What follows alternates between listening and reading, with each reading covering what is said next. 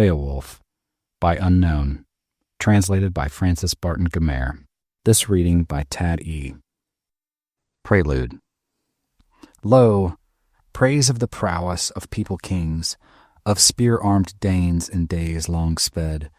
We have heard, and what honor the Athelings won, oft shilled the shaving from squandered foes. From many a tribe the mead bench tore, awing the earls. Since erst he lay friendless and foundling, fate repaid him, for he waxed under welkin, and wealth he throve. Till before him the folk, both far and near, who house by the wheel-path heard his mandate, gave him gifts, a good king he. To him an heir was afterward born, a son in the halls whom heaven sent, to favor the folk, feeling their woe, that erst they had lacked an earl for leader so long a while. The Lord endowed him, the wielder of wonder, with worlds renowned. Famed was this Beowulf, far flew the boast of him, son of Scyld and the Scandian lands. So becomes it a youth to quit him well with his father's friends by fee and gift, that to aid him, aged and after days, come warriors willing, should war draw nigh, liegemen loyal by lauded deeds, shall an earl have honor in every clan. Forth he fared at the fated moment, sturdy Scyld to the shelter of God.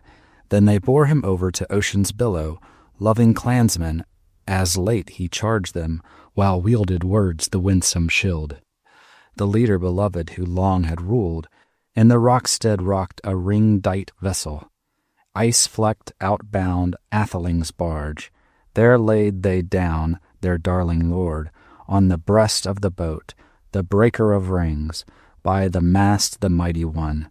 Many a treasure fetched from far was freighted with him. No ship have I known so nobly dight, with weapons of war and weeds of battle, with breastplate and blade. On his bosom lay a heaped hoard that hence should go far o'er the flood, with him floating away.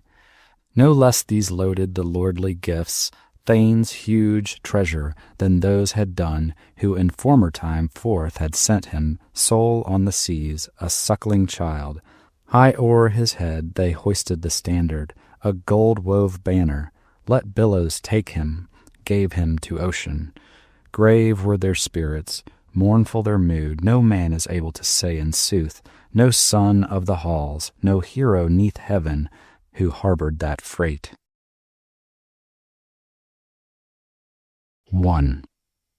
Now Beowulf bode in the burge of the Scyldings, leader beloved, and long he ruled in fame with all folk, since his father had gone away from the world till awoke an heir, haughty Halef Dana, who held through life, sage and sturdy, the Scyldings glad.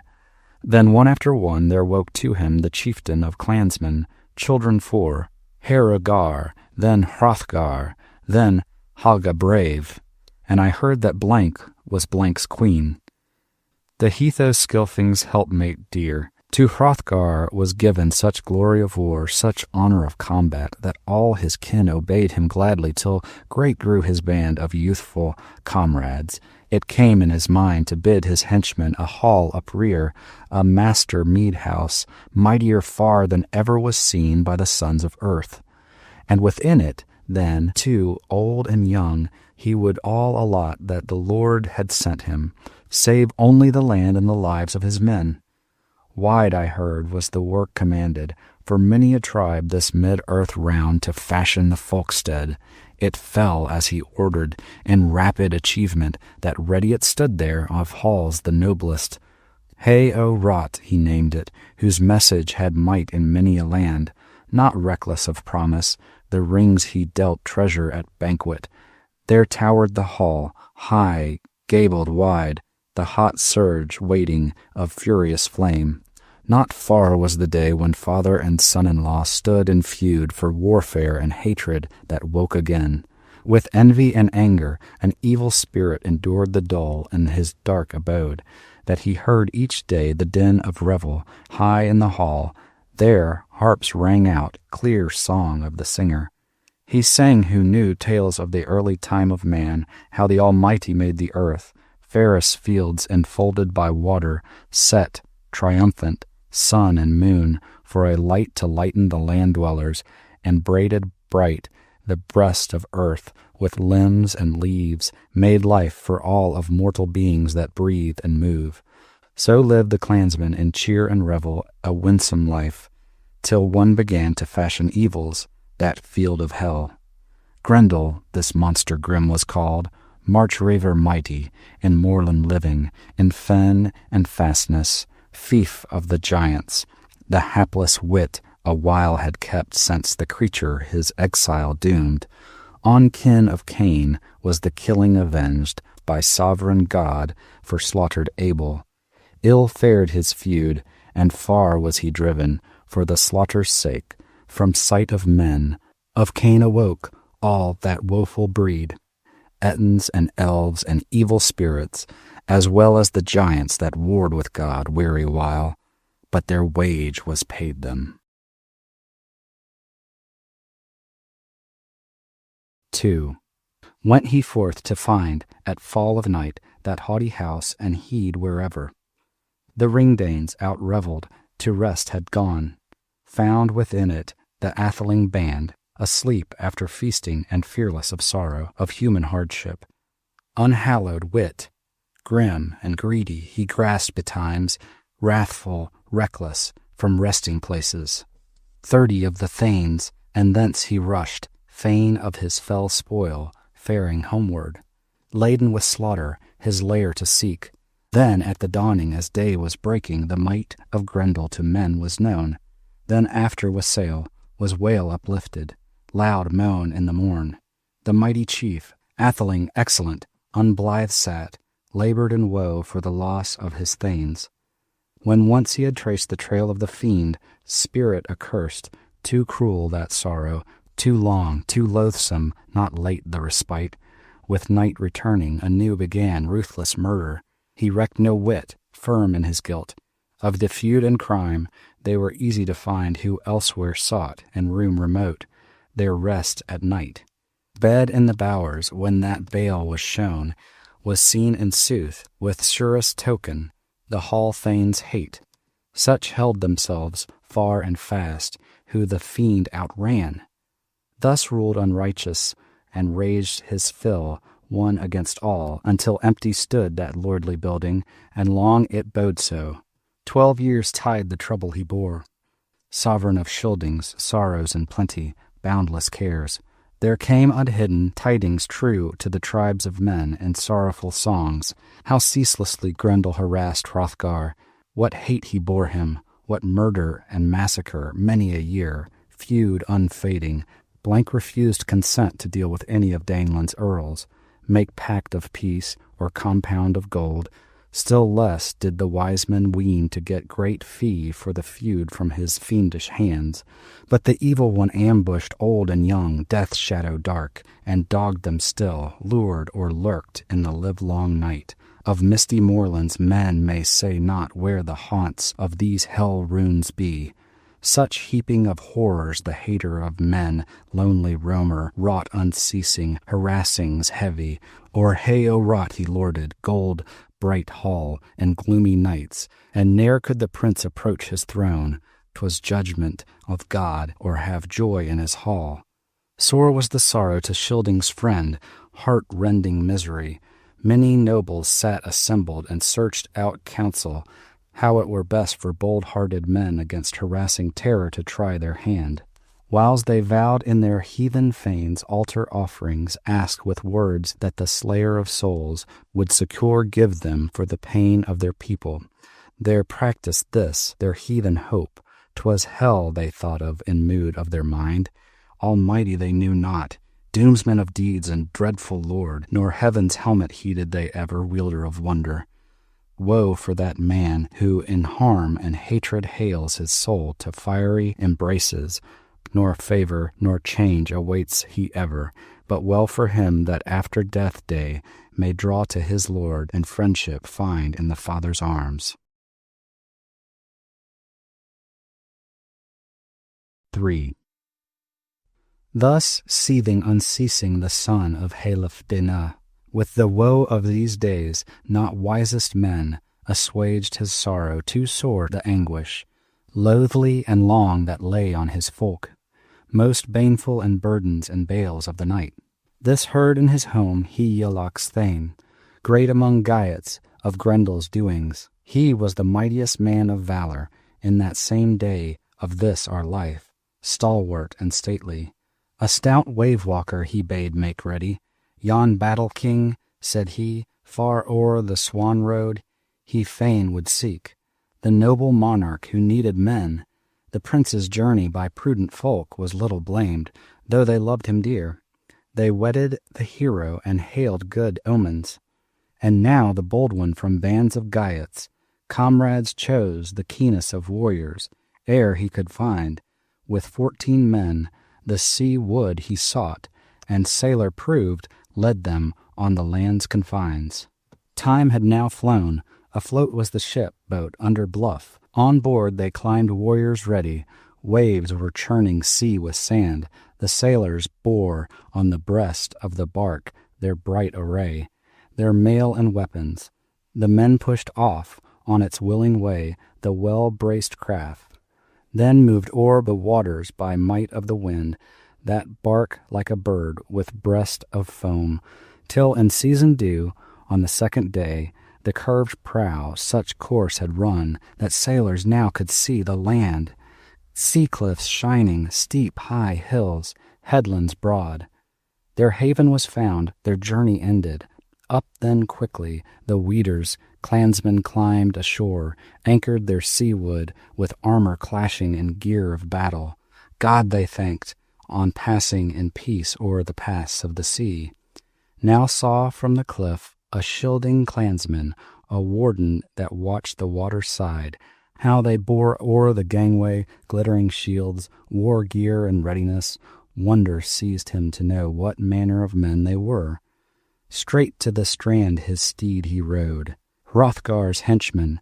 With hand of might he shook his spear and spake in parley. Who are ye then, ye armed men, mailed folk that yon mighty vessel have urged thus over the ocean ways, here o'er the waters? A warden I, sentinel set over the sea march here, lest any foe to the folk of Danes with harrying fleet should harm the land. No aliens ever at ease thus bore them, linden wielders, yet word of leave clearly ye lack from clansmen here, my folk's agreement. A greater ne'er saw I of warriors in world than is one of you, yon hero in harness. No henchman he worthied my weapons, if witness his features, his peerless presence.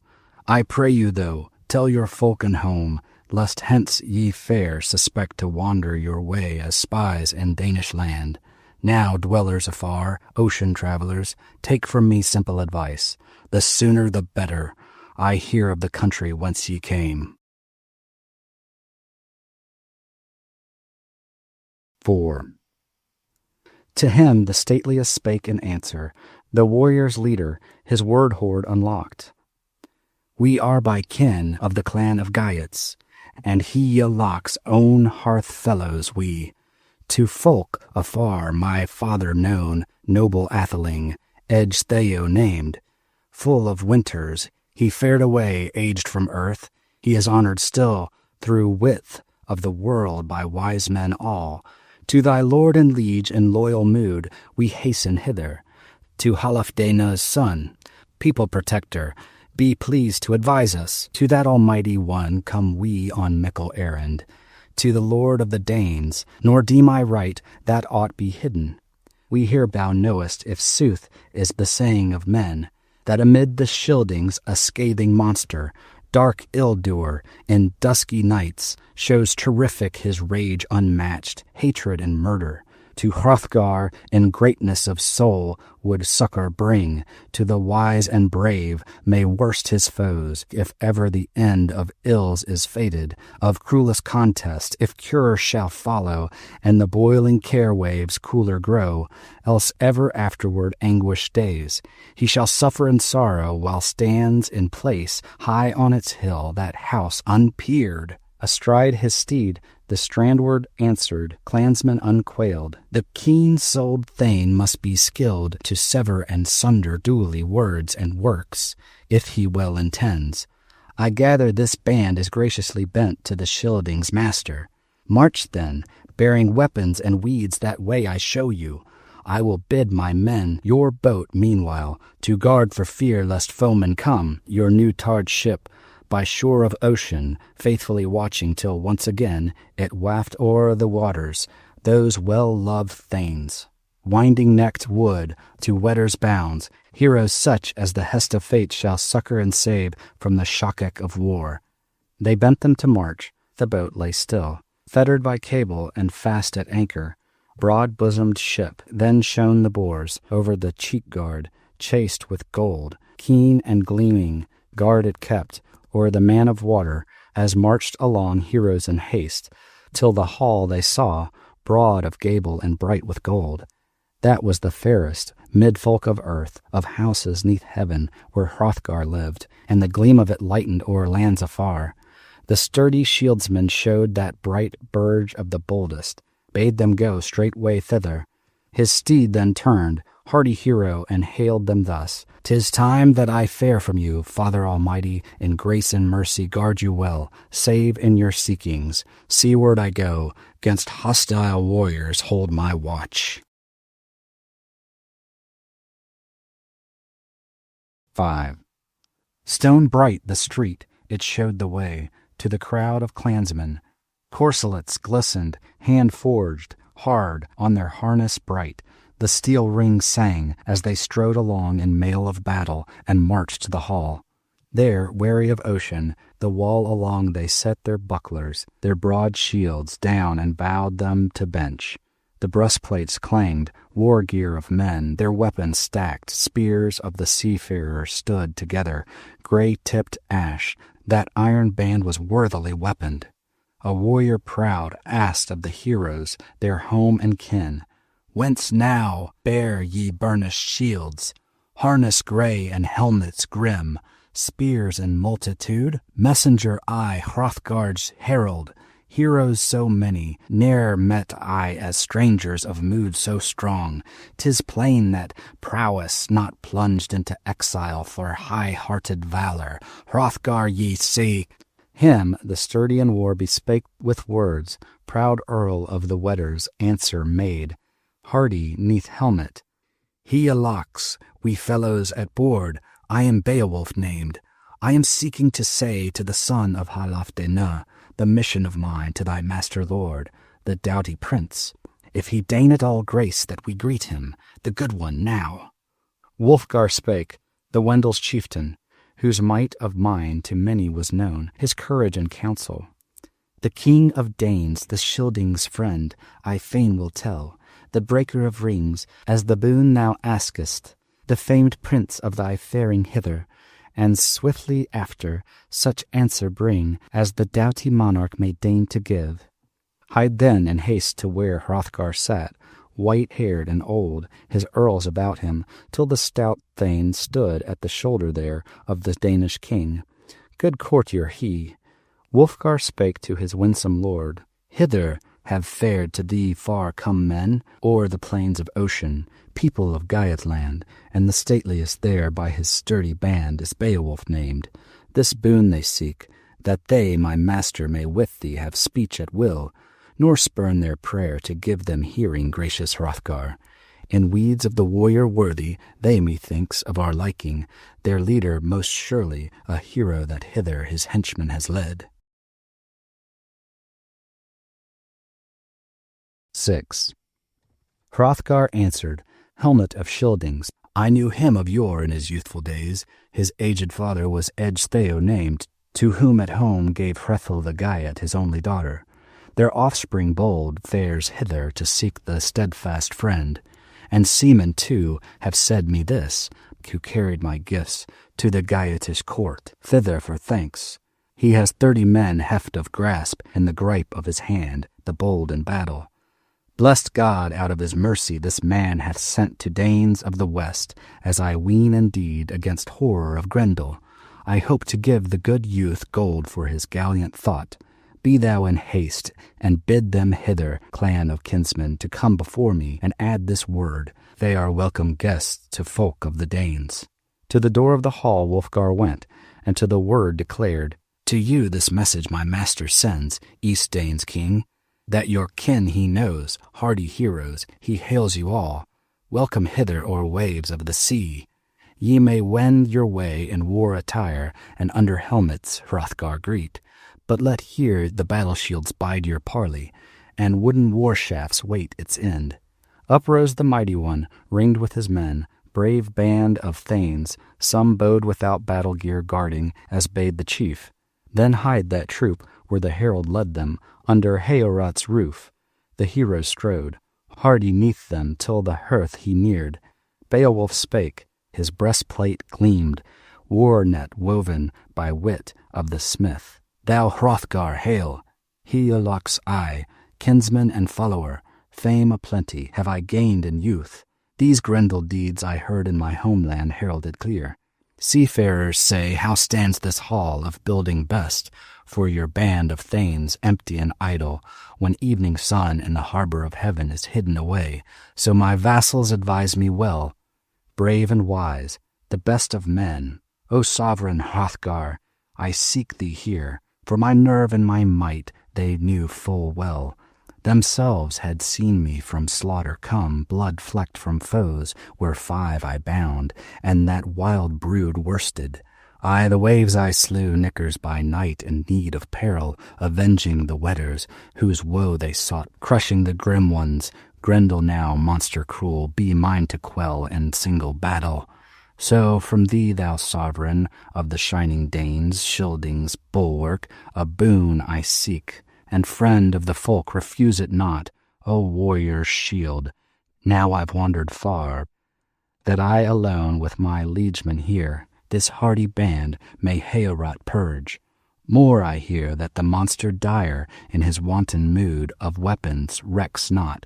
Hence shall I scorn, so Hygelac stay, king of my kindred, kind to be.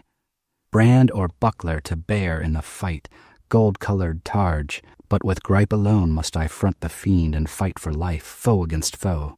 Then faith be his in the doom of the Lord whom death shall take. Fain I ween, if the fight he win in this hall of gold, my Geatish band, will he fearless eat, as oft before, my noblest thanes. Nor needest thou then to hide my head, for his shall I be, dyed in gore, if death must take me, and my blood-covered body he'll bear as prey, ruthless devour it, the roamer lonely, with my lifeblood redden his lair in the fen. No further for me needst food prepare. To Hygelac send, if Hild shouldst take me, best of war weeds, warding my breast, armor excellent, heirloom of Hrethel, and work of Wayland, fare's word as she must. 7. Hrothgar spake, the Schilding's helmet, For fight defensive, friend my Beowulf, to succour and save thou hast sought us here. Thy father's combat, a feud enkindled, when Hrothgar with hand he slew, among the Wylfings, his Wender kin, for horror of fighting feared to hold him. Fleeing, he sought our South Dane folk, over surge of ocean, the honor Schildings. When first I was ruling the folk of Danes, wielded, youthful, this widespread realm, this hoard hold of heroes, Hrothgar was dead. My elder brother had breathed his last. Halfdane's bairn, he was better than I. Straightway the feud with fee I settled, to the Wylfings sent, o'er watery ridges, treasures olden, oaths he swore me. Sore is my soul to say to any, of the race of man that ruth for me, and Heorot, Grendel with hate hath wrought. What sudden herrings, hall folk fail me, my warriors wane, for word hath swept them into Grendel's grasp. But God is able this deadly foe from his deeds to turn. Boasted full oft, as my beer they drank, earls o'er the ale-cup, armed men, that they would bide in the beer-hall here, Grendel's attack, with terror of blades. Then was this mead-house at morning tide dyed with gore, when the daylight broke. All the boards of the benches blood besprinkled, gory the hall. I had heroes the less, doughty dear ones that death had reft. But sit to the banquet, unbind thy words, hardy hero, as heart shall prompt thee. Gathered together, the gayetish men in the banquet hall on bench assigned, sturdy-spirited, sat them down, hardy-hearted. A henchman attended, carried the carven cup in hand, served the clear mead. Oft minstrels sang blithe in Heorot. Heroes revelled, no dearth of warriors, Wender and Dane. 8. Unferth spake the son of Ecglaf, who sat at the feet of the Scyldings' lord, unbound the battle runes, Beowulf's quest. Sturdy seafarers sorely galled him. Ever he envied that other men should more achieve in middle earth of fame under heaven than he himself. Art thou that Beowulf, Breca's rival, who emulous swam on the open sea, when for pride the pair of you proved the floods, and wantonly dared in waters deep to risk your lives? No living man, or leaf or loath, from your labor dire, could you dissuade from swimming the main. Ocean tides with your arms ye covered, with strenuous hands the sea streets measured, swam o'er the waters, winter's storm, rolled the rough waves in the realm of sea. A Sennight strove ye, and swimming waters topped thee, had more of main, him at morning tide. Billows bore to the battling Ramos, whence he hied to his home so dear, beloved of his liegemen, to land of Bronding's fastness fair, when his folk he ruled, town and treasure, and triumph o'er thee. Beonstans bare, his boast achieved, so ween I thee a worse adventure, though in buffet of battle thou brave hast been, and struggle grim, if Grendel's approach thou darest wait through the watch of night. Beowulf spake, bairn of Ecgtheow, what a deal hast uttered, dear my Unferth, drunken with beard, of Breca now, told him of his triumph. Truth I claim it, that I had more of might in the sea than any man else, more ocean endurance. We twain had talked in time of youth and made our boast. We were mere boys, striplings still, to stake our lives, far at sea, and so we performed it. Naked swords, as we swam along, we held in hand, with hope to guard us, against the whales. Not a whit from me could he float afar o'er the flood of waves, haste o'er the billows, nor him I abandoned. Together we twain on the tides abode, 5 nights full till the flood divided us, churning waves and chillest weather, darkling night and the northern wind, ruthless rushed on us. Rough was the surge. Now the wrath of the sea-fish rose apace, yet me against the monsters my mailed coat, hard and hand-linked, help afforded. Battle-sark braided my breast to ward, garnished with gold. There grasped me firm and haled me to bottom, the hated foe, with grimmest gripe. 'Twas granted me, though to pierce the monster with point of sword, with blade of battle, huge beast of the sea was whelmed by the hurley through hand of mine. 9. Me thus often the evil monsters thronging threatened, with thrust of my sword, the darling I dealt them due return. No wise had they bliss from their booty then to devour their victim, vengeful creatures, seated to banquet at bottom of sea, but at break of day, by the brand sore hurt, on the edge of ocean up they lay, put to sleep by the sword, and since by them on the fathomless sea ways sailor folk are never molested. Light from east came, bright God's beacon, the billows sank, so that I saw the sea cliff's high windy walls, for word oft saveth earl undoomed if he doughty be. And so it came that I killed with my sword 9 of the nickers. Of night-fought battles ne'er heard I a harder 'neath heaven's dome, nor adrift on the deep a more desolate man. Yet I came unharmed from that hostile clutch, though spent with swimming. The sea upbore me, flood of the tide of Finnish land, the welling waters. No wise of thee have I heard men tell such terror of falchions, bitter battle. Breca ne'er yet, not one of you pair. In the play of war, such daring deed has done it all with bloody brand. I boast not of it. Though thou wast the bane of thy brethren dear, thy closest kin, whence curse of hell awaits thee, well as thy wit may serve. For I say in sooth, thou son of Ecglaf, never had Grendel these grim deeds wrought, monster dire, on thy master dear, and Heorot such havoc, if heart of thine were as battle bold as thy boast is loud. But he has found no feud will happen, from sword clash dread of your Danish clan. He vaunts him safe from the victor Scyldings, he forces pledges, favors none of the land of Danes, but lustily murders, fights and feasts, nor feud he dreads from Spear-Dane men. But speedily now shall I prove him prowess, and pride of the Geats shall bid him battle. Blithe to mead, go he that listeneth when light of dawn this morrow morning o'er men of Ether-robed sun from the south shall beam. Joyous then was the jewel-giver, hoar-haired, war-brave, help awaited, the bright Dane's prince from Beowulf hearing. Folk's good shepherd, such firm resolve. Then was laughter of liegemen, loud resounding with winsome words.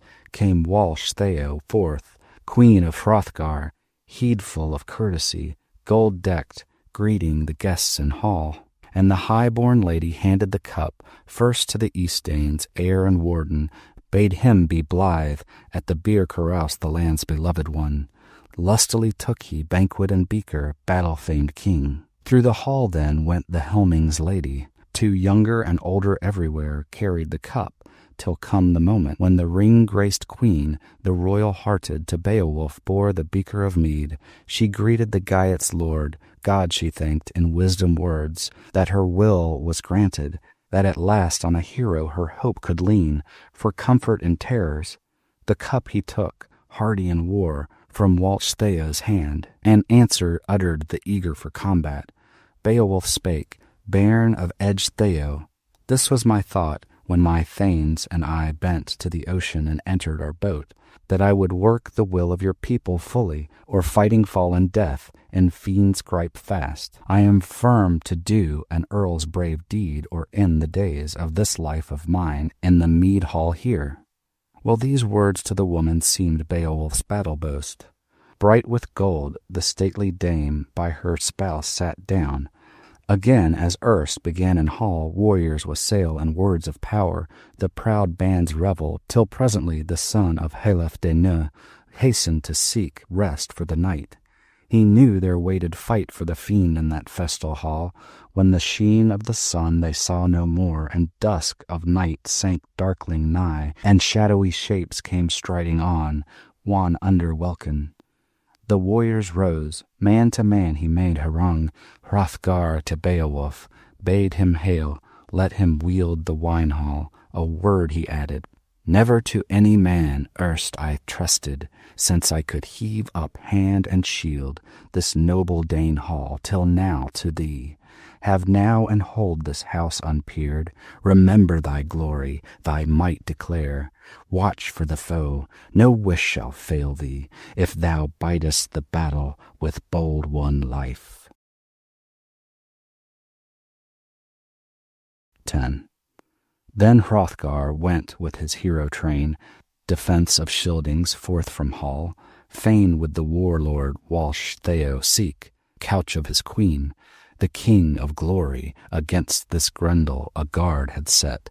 So heroes heard a hall defender, who warded the monarch and watched for the monster.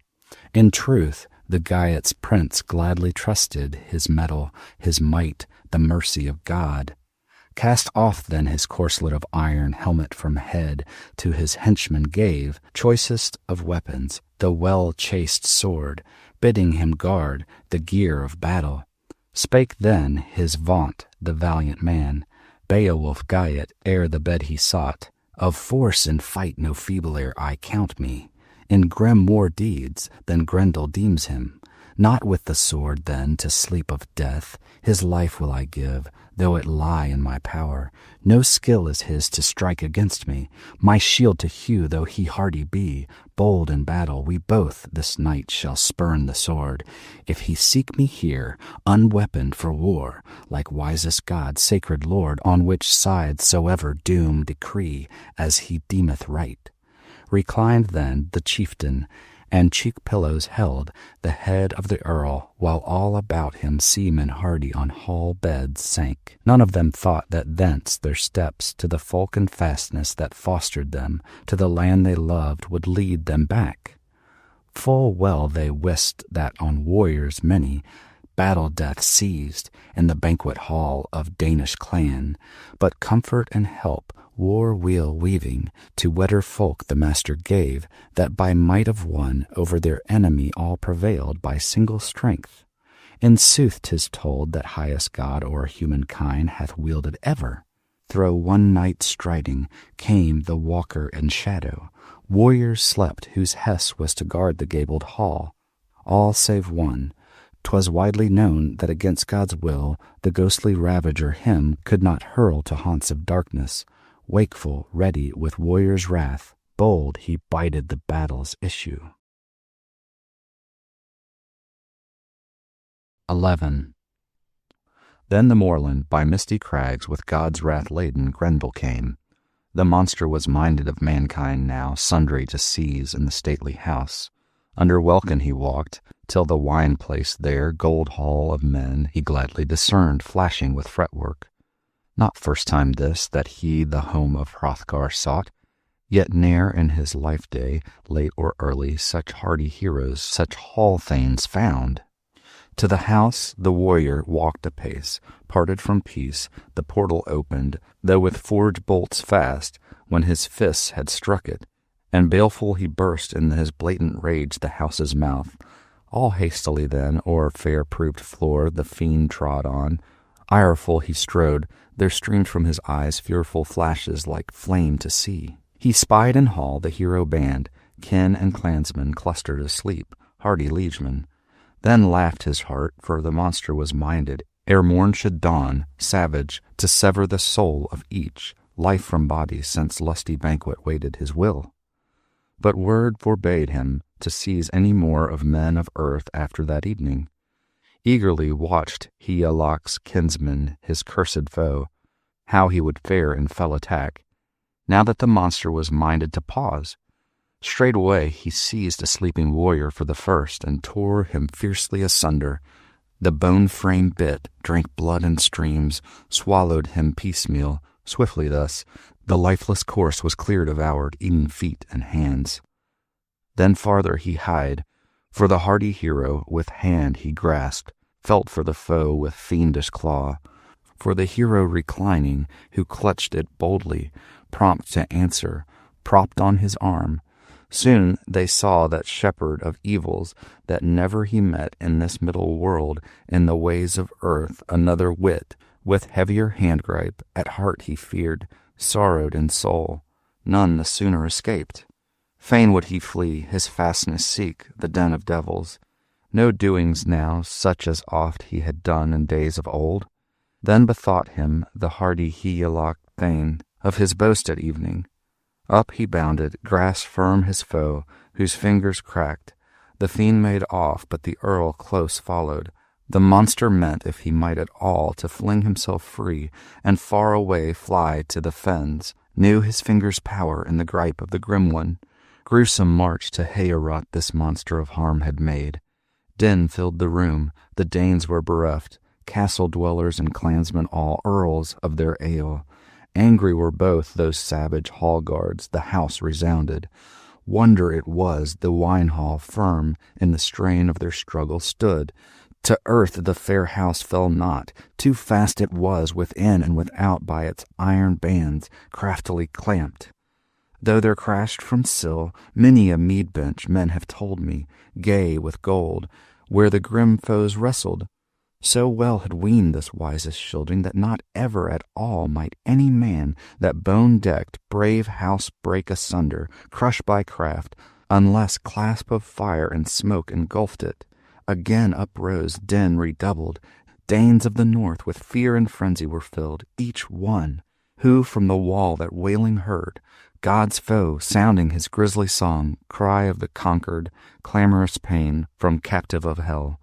Too closely held him he who of men and might was strongest in that same day of this our life.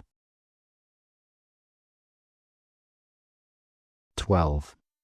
Not in any wise would that earl's defense suffer that slaughterous stranger to live, useless deemed his days and years to men on earth. Now many an earl of Beowulf brandished blade ancestral, fain the life of their lord to shield their praised prince, if power were theirs. Never they knew, as they neared the foe, hardy-hearted hero of war, aiming their swords on every side the accursed to kill. No keenest blade, no fairest of falchions fashioned on earth could harm or hurt that hideous fiend. He was safe by his spills from sword of battle, from edge of iron, yet his end and parting on that same day of this our life woeful should be, and his wandering soul far off flit to the fiend's domain. Soon he found, who in former days harmful in heart and hated of God, on many a man such murder wrought, that the frame of his body failed him now. For him the keen-souled kinsman of Higelac held in hand, hateful alive was each to other. The outlaw dire took mortal hurt, a mighty wound showed on his shoulder, and sinews cracked, and the bone frame burst. To Beowulf now the glory was given, and Grendel thence, death-sick his den, in the dark moor sought, noisome abode. He knew too well that here was the last of life, an end of his days on earth. To all the Danes, by that bloody battle the boon had come. From ravage had rescued the roving stranger Hrothgar's hall. The hardy and wise one had purged it anew. His night work pleased him, his deed and its honor. To eastern Danes had the valiant Gyat his vaunts made good.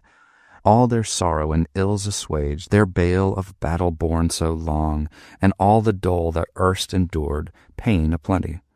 'Twas proof of this, when the hardy in fight a hand laid down, arm and shoulder, all indeed of Grendel's gripe, 'neath the gabled roof. 13. Many at morning, as men have told me, warriors gathered the gift hall round, folk leaders faring from far and near, o'er wide-stretched ways, the wonderer to view trace of the traitor. Not troublous seemed the enemy's end to any man, who saw by the gait of the gracious foe how the wary-hearted away from thence, baffled and battled and banned, his steps death marched, dragged to the devil's mere. Bloody the billows were boiling there, turbid the tide of tumbling waves, horribly seething with sword blood hot. By that doomed one died, who in den of the moor laid forlorn his life adown. His heathen soul and hell received it. Home then rode the hoary clansmen from that merry journey, and many a youth on horse white, the hardy warriors, back from the mere. Then Beowulf's glory eager and echoed, and all averred that from sea to sea, or south or north, there was no other in earth's domain under vault of heaven more valiant found, of warriors none more worthy to rule. On their lord beloved they laid no sight. Gracious Hrothgar, a good king he, from time to time, the tried in battle, their grey steeds set to gallop amain, and ran a race when the road seemed fair, from time to time, a thane of the king, who had made many vaunts, and was mindful of verses, stored with sages and songs of old, bounded word to word in well-knit rhyme, welded his lay. This warrior soon of Beowulf's quest right cleverly sang, and artfully added an excellent tale, in well-ranged words, of warlike deeds he had heard in saga of Sigmund. Strange the story, he said it all, the Wælsing's wanderings wide, his struggles, which never were told to tribes of men, the feuds and the frauds, save to Fitela only. When of these doings he deigned to speak, uncle to nephew, as ever the twain stood side by side in stress of war, and multitude of the monster kind they had felled with their swords. Of Sigmund grew, when he passed from life, no little praise, for the doughty in combat a dragon killed, that herded the horde under hoary rock, the atheling dared the deed alone. Fearful quest, nor was Fitela there. Yet so it befell, his falchion pierced that wondrous worm, on the wall it struck best blade. The dragon died in its blood. Thus had the dread one by daring achieved over the ring horde to rule at will, himself to pleasure. A sea-boat he loaded and bore on its bosom the beaming gold, son of Wales. The worm was consumed. He had of all heroes the highest renown among races of men, this refuge of warriors for deeds of daring that decked his name, since the hand and heart of Heamode grew slack in battle. He swiftly banished to mingle with monsters and mercy of foes, to death was betrayed, for torrents of sorrow had lamed him too long. A load of care to earls and athelings all he proved, oft indeed in earlier days, for the warriors wayfaring wise men mourned, who had hoped of him help from harm and bale, and had thought their sovereign son would thrive, follow his father, his folk protect, the hoard and the stronghold, heroes' land, home of Scyldings. But there, Thane said, the kinsman of Heorot kinder seemed to all, the other was urged to crime. Afresh to the race, the fallow roads by swift steeds measured. The morning sun was climbing higher. Clansmen hastened to the high-built hall, those hardy-minded, the wonder to witness. Warden of treasure, crowned with glory, the king himself with stately band from the bride bower strode, and with him the queen and her crowd of maidens measured the path to the mead-house fair. 14. Hrothgar spake. To the hall he went, stood by steps, the steep roof saw, garnished with gold, and Grendel's hand. For the sight I see to the sovereign ruler, be speedy thanks. A throng of sorrows I have borne from Grendel, but God still works wonder on wonder. The warden of glory, it was but now that I nevermore, for woes that weighed on me waited help. Long as I lived when laved in blood, stood sword gore stained this stateliest house. Widespread woe for wise men all, who had no hope to hinder ever foes infernal and fiendish sprites from havoc and hall. This hero now, by the wielder's might, a work has done that not all of us erst could e'er do by wile and wisdom. Lo, well can she say, whoso of woman this warrior bore among sons of men, if still she liveth, that God of the ages was good to her in the birth of her bairn. Now Beowulf, thee, of heroes best, I shall heartily love as my own, my son. Preserveth thou ever this kinship new, thou shalt never lack wealth of the world that I wield as mine. Full oft for less have I largest showered my precious hoard on a punier man, less stout in struggle. Thyself hast now fulfilled such deeds that thy fame shall endure through all the ages, as ever did. Well may the wielder reward thee still. Beowulf spake, bairn of Ecgtheow. This work of war most willingly we have fought, this fight and fearlessly dared force of the foe. Fain too were I. Hadst thou but seen himself, what time the fiend in his trappings trotted to fall. Swiftly I thought, in strongest gripe, on the bed of death to bind him down, that he in the tent of this hand of mine should breathe his last. But he broke away. Him I might not, the Maker willed, hinder from flight, and firm enough hold the life-destroyer. Too sturdy was he, the ruthless in running. For rescue, however, he left behind him his hand in pledge, arm and shoulder, nor aught of help could the cursed one thus procure at all.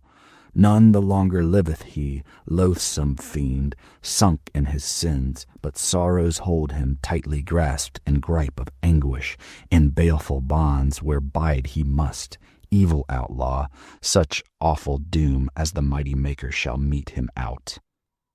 More silent seemed the son of Ecglaf in boastful speech of his battle deeds, since athelings all, through the earl's great prowess, beheld that hand on the high roof gazing, foeman's finger.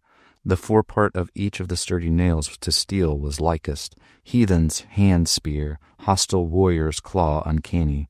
'Twas clear, they said, that to him no blade of the brave could touch, how keen soever, or cut away that battle hand bloody from baleful foe. 15. There was hurry and hest in Heorot now, for hands to bedeck it, and dense was the throng of men and women, the wine hall to cleanse, the guest room to garnish, Gold ray shone the hangings, there were wove on the wall, and wonders many to delight each mortal that looks upon them, though braced within by ironclads. That building bright was broken sorely, rent were its hinges, the roof alone held safe and sound when, seared with crime, the fiendish foe his flight essayed, of life despairing. No light thing that, the flight for safety, essay it who will. Forced of fate, he shall find his way to the refuge ready for race of man, for sole possessors and sons of earth, and there his body on bed of death shall rest after revel. Arrived was the hour when to hall proceed Halfdane's son, the king himself would sit to banquet. Ne'er heard I of host and haughtier throng more graciously gathered round, giver of rings. Bowed then to bench those bearers of glory, fain of the feasting, featly received many a mead cup, the mighty in spirit, kinsmen who sat in the sumptuous hall, Hrothgar and Hrothulf. Heorot now was filled with friends, the folk of Scyldings, ne'er yet had tried the traitor's deed. To Beowulf gave the Baron of Halfdane a gold-wove banner, guerdon of triumph, broidered battle flag, breastplate and helmet, and a splendid sword was seen of many borne to the brave one. Beowulf took cup and hall, for such costly gifts he suffered no shame in that soldier throng, for I heard of few heroes in hardier mood, with four such gifts so fashioned with gold, on the ale-bench honouring others thus. O'er the roof of the helmet high, a ridge wound with wires, kept ward o'er the head, lest the relict of flies should fierce invade, sharp in the strife, when that shielded hero should go to grapple against his foes. Then the earl's defence on the floor bade lead coursers 8, with carven headgear adown the hall. One horse was decked with a saddle all shining and set in jewels. 'Twas the battle-seat of the best kings, when to play of swords the son of Halfdane was fain to fare. Never failed his valour in the crush of combat, when corpses fell. To Beowulf over them both then gave the refuge of Ingwines' right and power. O'er water steeds and weapons wished him joy of them. Manfully thus the mighty prince hoard guard for heroes, that hard fight repaid with steeds and treasures, contemned by none who is willing to say the sooth aright. 16.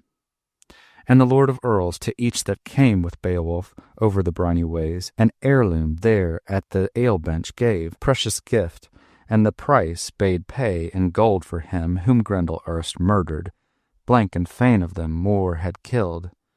Had not wisest God with word averted, and the man's brave mood? The Maker then ruled humankind, as here and now. Therefore is insight always best, and forethought of mind. How much awaits him, of leaf and of loaf, who long time here, through days of warfare, this world endures? Then song and music mingled sounds in the presence of Halfdane's head of armies, and harping was heard with the hero lay, as Hrothgar's singer the hall-joy woke along the mead seats, making his son of that sudden raid on the sons of Finn. Halfdane's hero, Hnaf the Scylding, was fated to fall in the Frisian slaughter. Hildebert needed not hold in value her enemy's honour. Innocent both were the loved ones she lost at the linden play. Bairn and brother, they bowed to fate, stricken by spears. 'Twas a sorrowful woman. None doubted why the daughter of Hoke bewailed her doom when dawning came. And under the sky she saw them dying, kinsmen murdered, where most she had kenned of the sweets of the world. By war were swept too Finn's own liegemen, and few were left in the parley place. He could ply no longer weapon, nor war could he wage on Hengist, and rescue his remnant by right of arms from the prince's thane. A pact he offered, another dwelling the Danes should have, hall and high seat, and half the power should fall to them in Frisian land. And at the fee-gifts Folkwold's son, day by day the Danes should honour, the folk of Hengest favour with rings, even as truly with treasure and jewels, with fretted gold, as his Frisian kin he meant to honour an ale-hall there. Pact of peace they plighted further, on both sides firmly.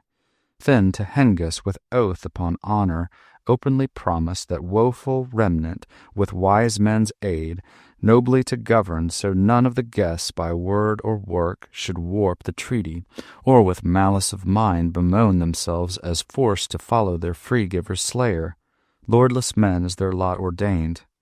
Should Frisian, moreover, with foeman's taunt that murderous hatred to mind recall, then edge of the sword must seal his doom.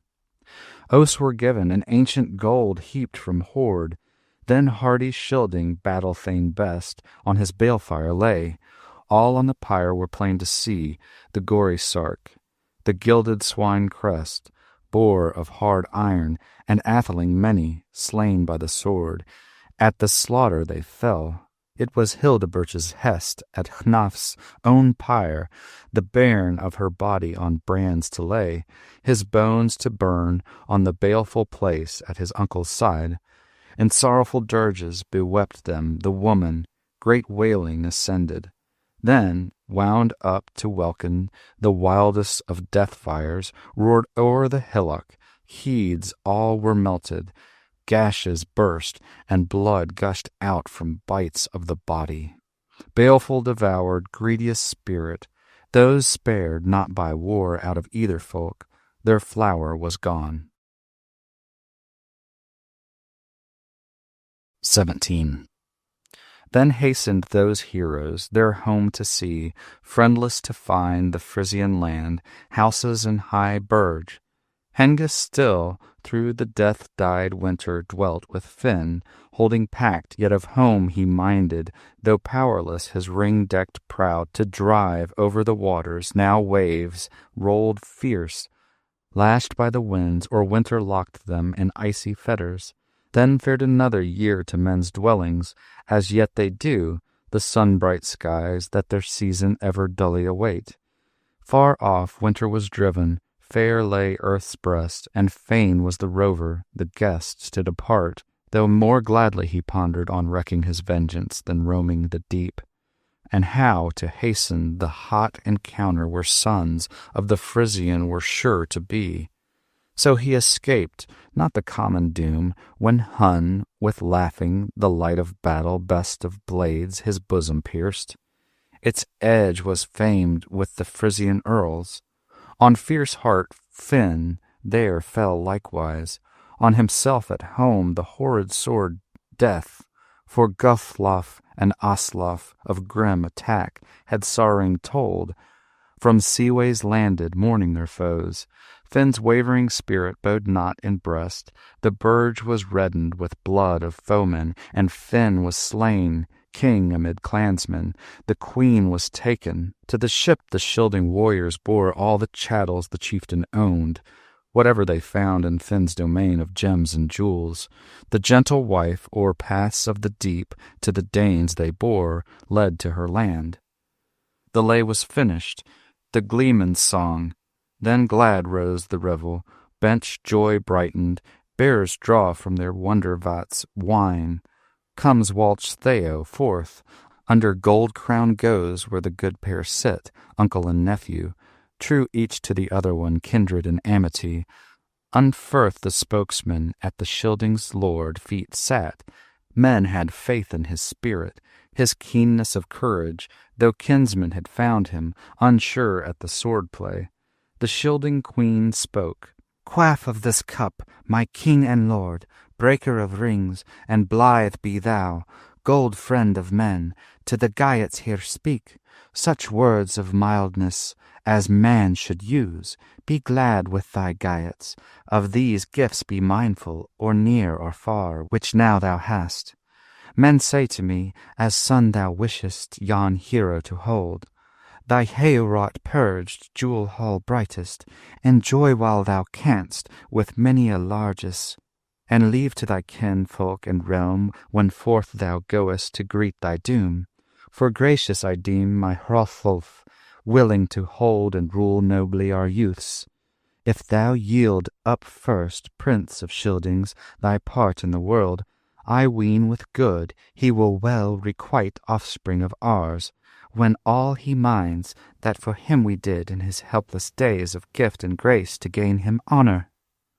Then she turned to the seat where her sons were placed. Hrethik and Hrothmund, with heroes' bairns, young men together. The Gaiet, too, sat there. Beowulf brave, the brothers between. 18. A cup she gave him with kindred greeting and winsome words. Of wounden gold she offered to honor him, arm jewels twain, corslet and rings, and of collars the noblest that ever I knew the earth around.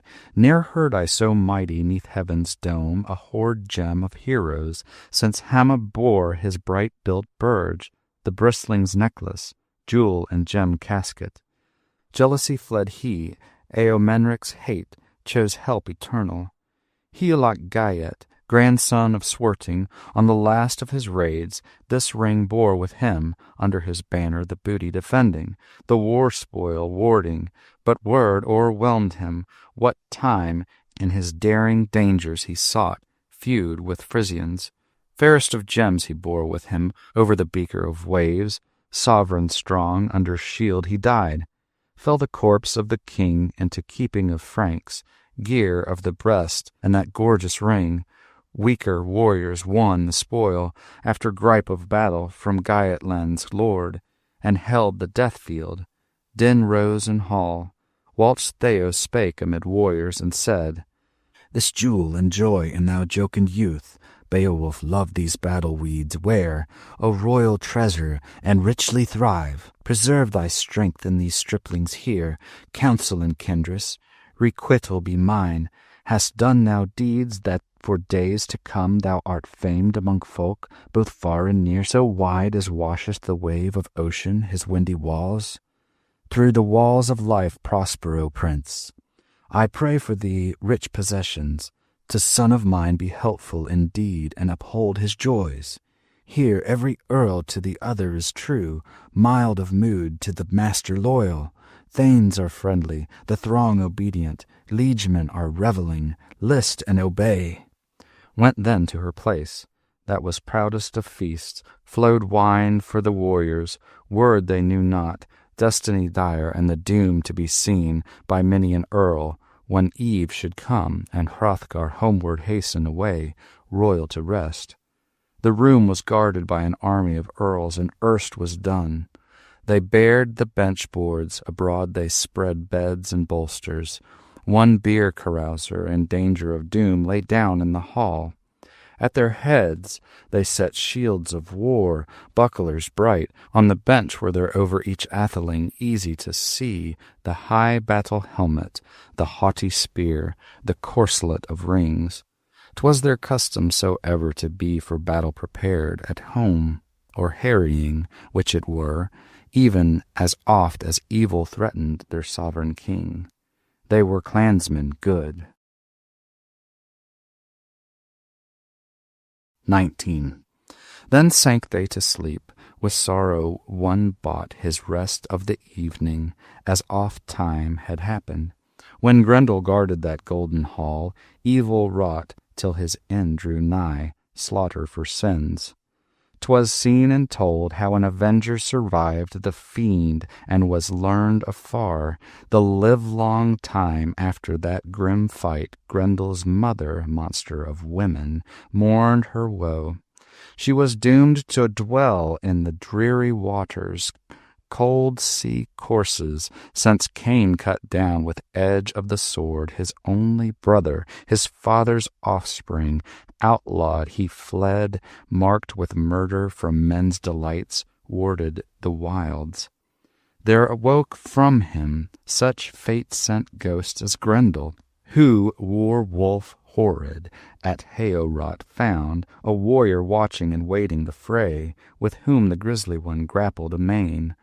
But the man remembered his mighty power, the glorious gift that God had sent him, and his Maker's mercy put his trust for comfort and help. So he conquered the foe, felled the fiend, who fled abject, reft of joy, to the realms of death, mankind's foe. And his mother now, gloomy and grim, would go that quest of sorrow, the death of her son to avenge. To Heorot came she, where helmeted Danes slept in the hall.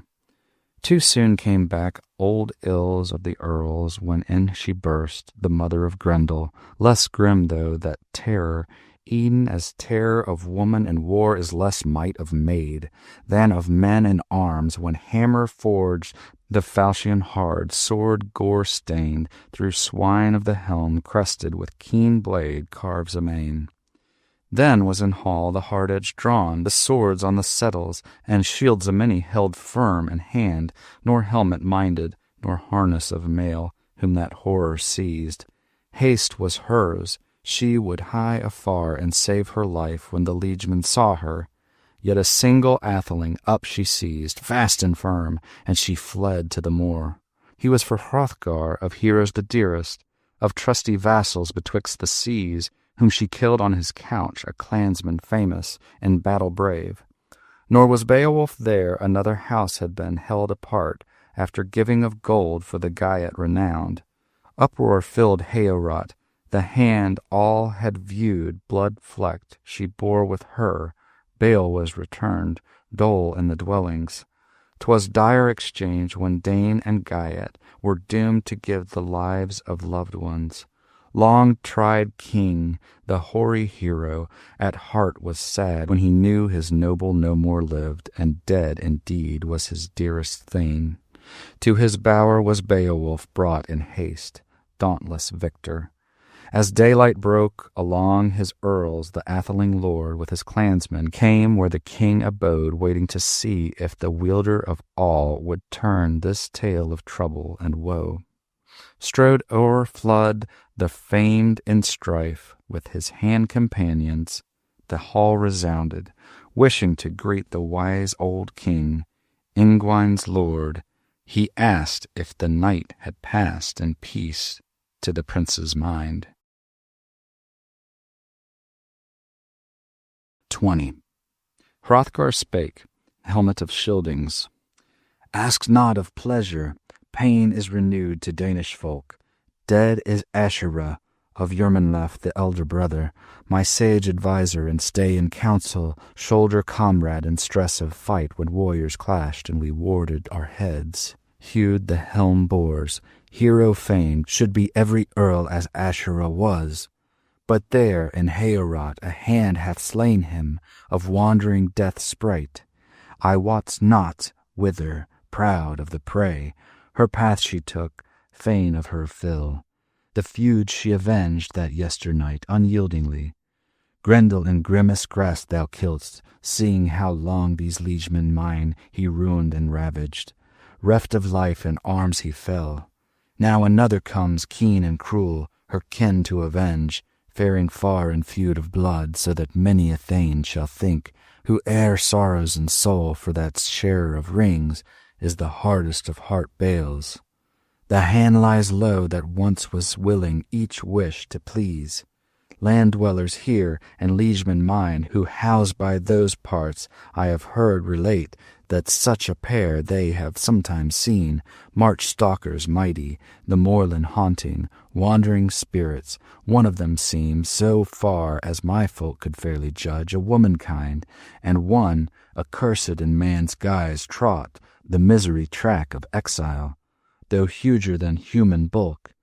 Grendel in days long gone they named him, folk of the land. His father they knew not, nor any brood that was born to him of treacherous spirits. Untrod is their home, by wolf cliffs haunt they, and windy headlands, fenways fearful, where flows the stream from mountains gliding to gloom of the rocks, underground flood.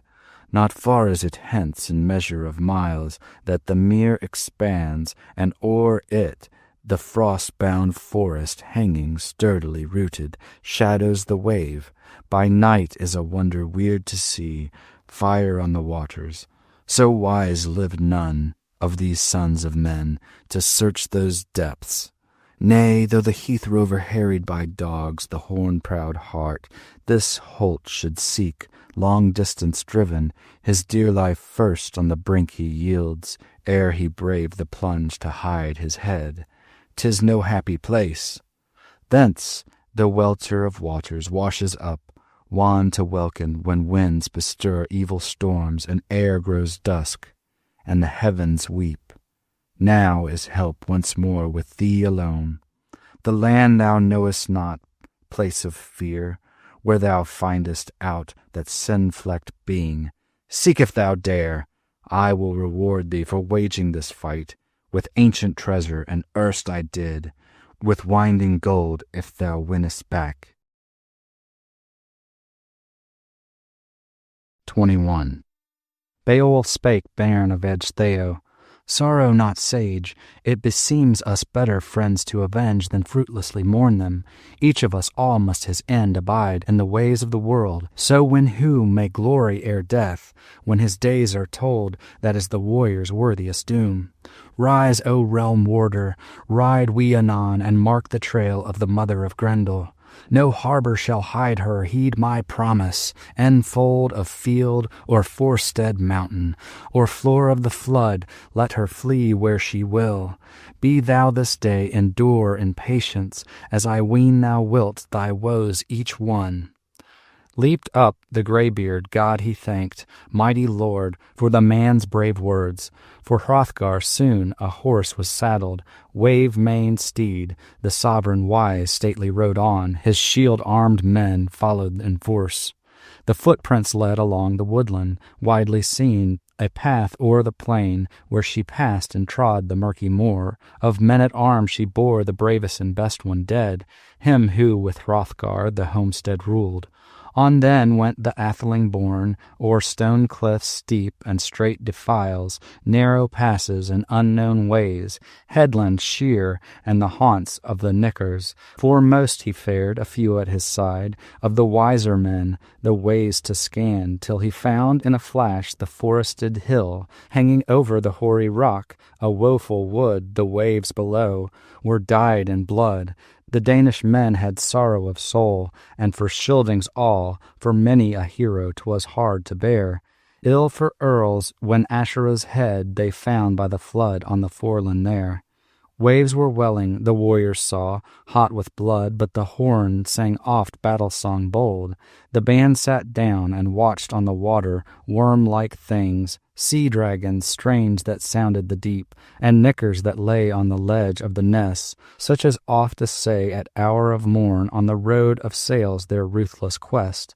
And sea-snakes and monsters, these started away, swollen and savage, that song to hear, that war-horn's blast. The warden of Geats with bolt from bow, then balked of life, of wave-work, one monster amid its heart, went the keen war-shaft, and water it seemed, less doughty in swimming, whom death had seized. Swift on the billows, with boar-spears well hooked and barbed, it was hard beset, done to death and dragged on the headland, wave-roamer wondrous. Warriors viewed the grisly guest, then girt him Beowulf, and martial mail, nor mourned for his life. His breastplate broad and bright of hues, woven by hand should the waters try. Well could it ward the warrior's body, that battle should break on his breast in vain, nor harm his heart by hand of a foe. And the helmet white that his head protected was destined to dare the deeps of the flood. Through wave whirlwind 'twas wound with chains decked with gold, as in days of yore the weaponsmith worked it wondrously. With swine form set it, that swords no wise, brandished in battle, could bite that helm. Nor was that the meanest of mighty helps which Hrothgar's orator offered at need. Hrunting they named the hilted sword, of old-time heirlooms easily first.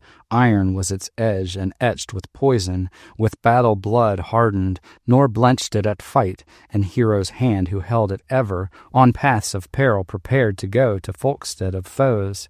Not first time this, it was destined to do a daring task, for he bore not in mind the bairn of Ecglaf, sturdy and strong, that speech he had made, drunk with wine. Now this weapon he lent to a stouter swordsman.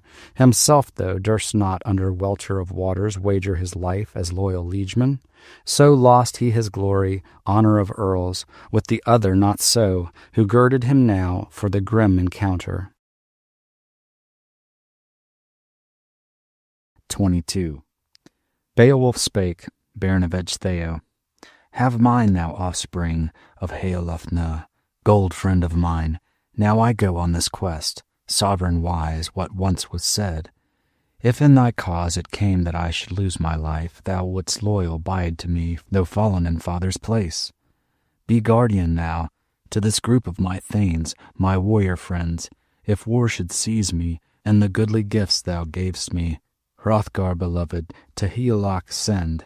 Gaelot's king may ken by the gold, Hrethel's son see, when he stares at the treasure, that I got me a friend for goodness famed, and joyed while I could in my jewel bestower.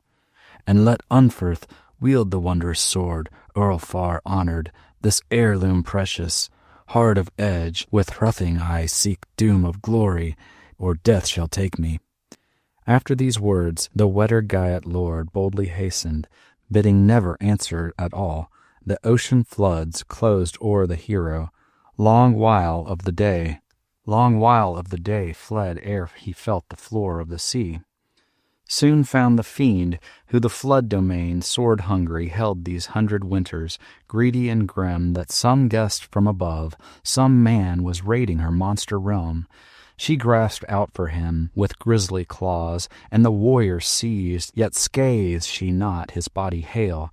The breastplate hindered, as she strove to shatter the sark of war, the linked harness with loathsome hand. Then bore this brine wolf, when bottom she touched, the lord of rings to the lair she haunted, while vainly he strove, though his valor held, weapon to wield against wondrous monsters that sore beset him. Sea beasts many tried with fierce tusks to tear his mail and swarm on the stranger, but soon he marched. He was now in some hall, he knew not which, where water never could work him harm, nor through the roof could reach him ever fangs of the flood. Firelight he saw, beams of a blaze that brightly shone. Then the warrior was ware of that wolf of the deep, mere wife monstrous. For mighty stroke he swung his blade, and the blow withheld not. Then sang on her head that seemly blade its war song wild. But the warrior found the light of battle, was loath to bite to harm the heart. Its hard edge failed the noble at need, yet had known of old strife hand to hand, and had helmets cloven doomed men's fighting gear. First time this for the gleaming blade that its glory fell. Firm still stood, nor failed in valor, heedful of high deeds. Heorot's kinsman flung away fretted sword, featly jeweled. The angry earl on earth it lay, steel-edged and stiff. His strength he trusted, hand-gripe of might. So man shall do whenever in war he weens to earn him lasting fame, nor fears for his life. Seized then by shoulder, shrank not from combat, the Gaetus war-prince, Grendel's mother. Flung then the fierce one, filled with wrath, his deadly foe, that she fell to ground. Swift on her part she paid him back, with grisly grasp and grappled with him. Spent with struggle, stumbled the warrior, fiercest of fighting men, fell down. On the hall guest she hurled herself, hent her short sword, broad and brown-edged, the bairn to avenge, the sole-born son. On his shoulder lay braided breast-mail, barring death, withstanding entrance of edge or blade. Life would have ended for Ecgtheow's son under wide earth, for Earl of Gaetus, had his armor of war not aided him. Battle net hard, and holy God wielded the victor, wisest maker. The Lord of heaven allowed his cause, and easily rose the earl erect. 23. Mid the battle gear saw he a blade triumphant, old sword of Edens, with edge of proof, warrior's heirloom, weapon unmatched, save only 'twas more than other men to bandy of battle could bear at all, as the giants had wrought it, ready and keen. Seized then its chain hilt the Scyldings' chieftain, bold and battle grim, brandished the sword, reckless of life, and so wrathfully smote that it gripped her neck and grasped her hard, her bone rings breaking. The blade pierced through that fated one's flesh. To floor she sank, bloody the blade, he was blithe of his deed. Then blazed forth light, 'twas bright within, as when from the sky there shines unclouded heaven's candle. The hall he scanned, By the wall then went he, his weapon raised, high by its hilts, the Heloc thane, angry and eager. That edge was not useless to the warrior now. He wished with speed Grendel to guerdon for grim raids many, for the war he waged on western Danes, oftener far than an only time when of Hrothgar's hearth companions he slew in slumber and deep devoured 15 men of the folk of Danes, and as many others outward bore his horrible prey. Well paid for that, the wrathful prince, for now prone he saw Grendel stretched there, spent with war, spoiled of life, so scathed had left him Heorot's battle. The body sprang far when after death it endured the blow, sword stroke savage, that severed its head. Soon then saw the sage companions who waited with Hrothgar, watching the flood, that the tossing waters turbid grew. Blood stained the mere. Old men together, hoary-haired, of the hero spake, the warrior would not. They weened again, proud of conquest, come to seek their mighty master. To many it seemed the wolf of the waves had won his life. The ninth hour came, the noble Scyldings left the headland, homeward went the gold friend of men. But the guests sat on, stared at the surges, sick in heart, and wished, yet weened not, their winsome lord again to see. Now that sword began from blood of the fight and battle droppings, war blade to wane, 'twas a wondrous thing, that all of it melted as ice is wont. When frosty fetters the Father loosens, unwinds the wave bonds, wielding all seasons and times, the true God he, nor took from that dwelling the Duke of the Geats, save only the head, and that hilt withal blazoned with jewels. The blade had melted, burned was the bright sword, her blood was so hot, so poisoned the hell sprite who perished within there. Soon he was swimming who safe saw in combat, downfall of demons, up dove through the flood. The clashing waters were cleansed now, waste of waves where the wandering fiend her life days left and the lapsing world. Swam then to strand the sailor's refuge, sturdy in spirit, of sea booty glad, of burden brave he bore with him. Went then to greet him, and God they thanked, the thane band choice of their chieftain blithe, that safe and sound they could see him again. Soon from the hardy one helmet and honor deftly they doffed. Now drowsed the mere water neath welkin, the war blood stained. Forth they fared by the footpaths thence, merry at heart the highways measured, well-known roads. Courageous men carried the head from the cliff by the sea, an arduous task for all the band. The firm fights since 4 were needed on the shaft of slaughter, strenuously to bear to the gold hall Grendel's head. So presently to the palace there foemen fearless, 14 Geats marching came. Their master of clan, mighty amid them, the meadow ways trod. Strode then within the sovereign thane, fearless in fight, of fame renowned, hardy hero Hrothgar to greet. And next by the hair into hall was borne Grendel's head, where the henchmen were drinking, an awe to clan and queen alike, a monster of marvel. The men looked on. 24. Beowulf spake, baron of Edgetheo. Lo, now, this booty, son of Healfno, Lord of Scyldings, we've lustily brought thee, sign of glory, thou seest it here. Not lightly did I with my life escape. In war under water this work I essayed with endless effort, and even so my strength had been lost, had the Lord not shielded me. Not a whit could I with hunting do in work of war.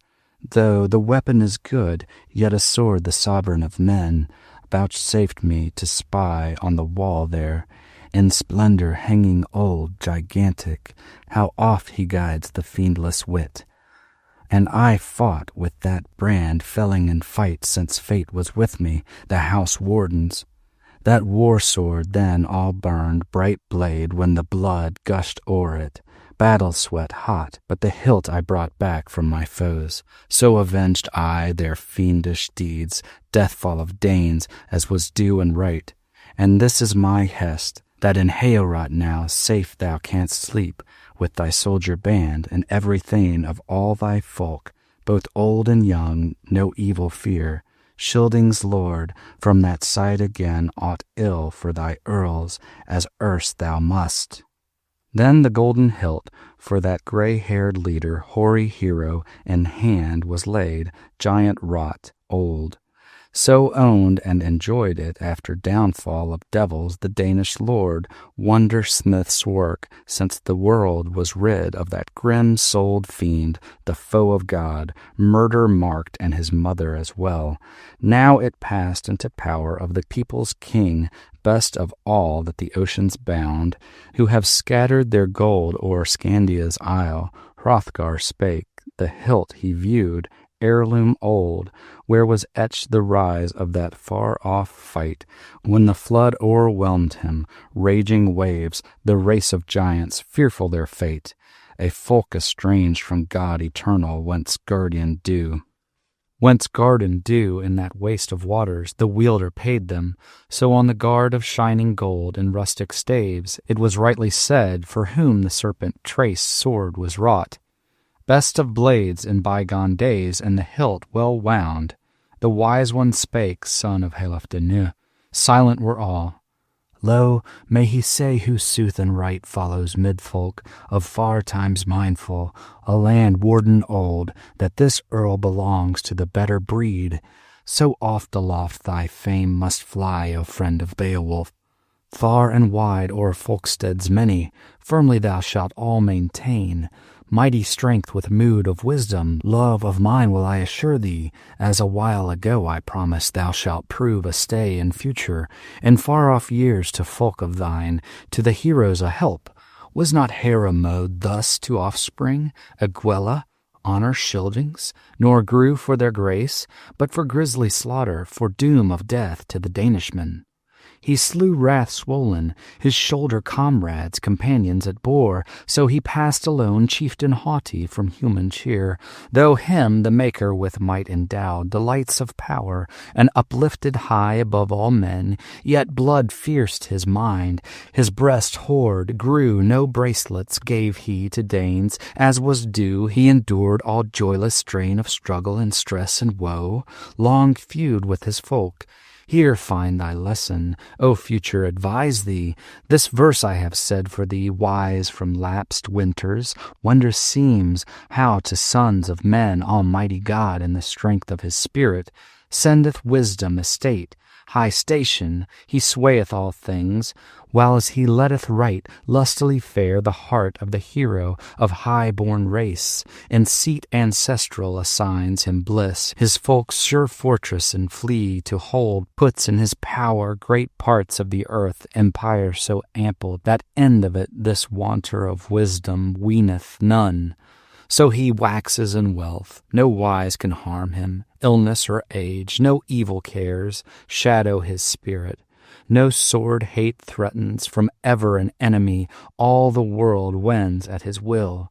No worse he knoweth, till all within him obstinate pride waxes and waits, while the warden slumbers, the spirit's sentry sleep is too fast, which masters his might, and the murderer nears, stealthily soothing the shafts from his bow. 25.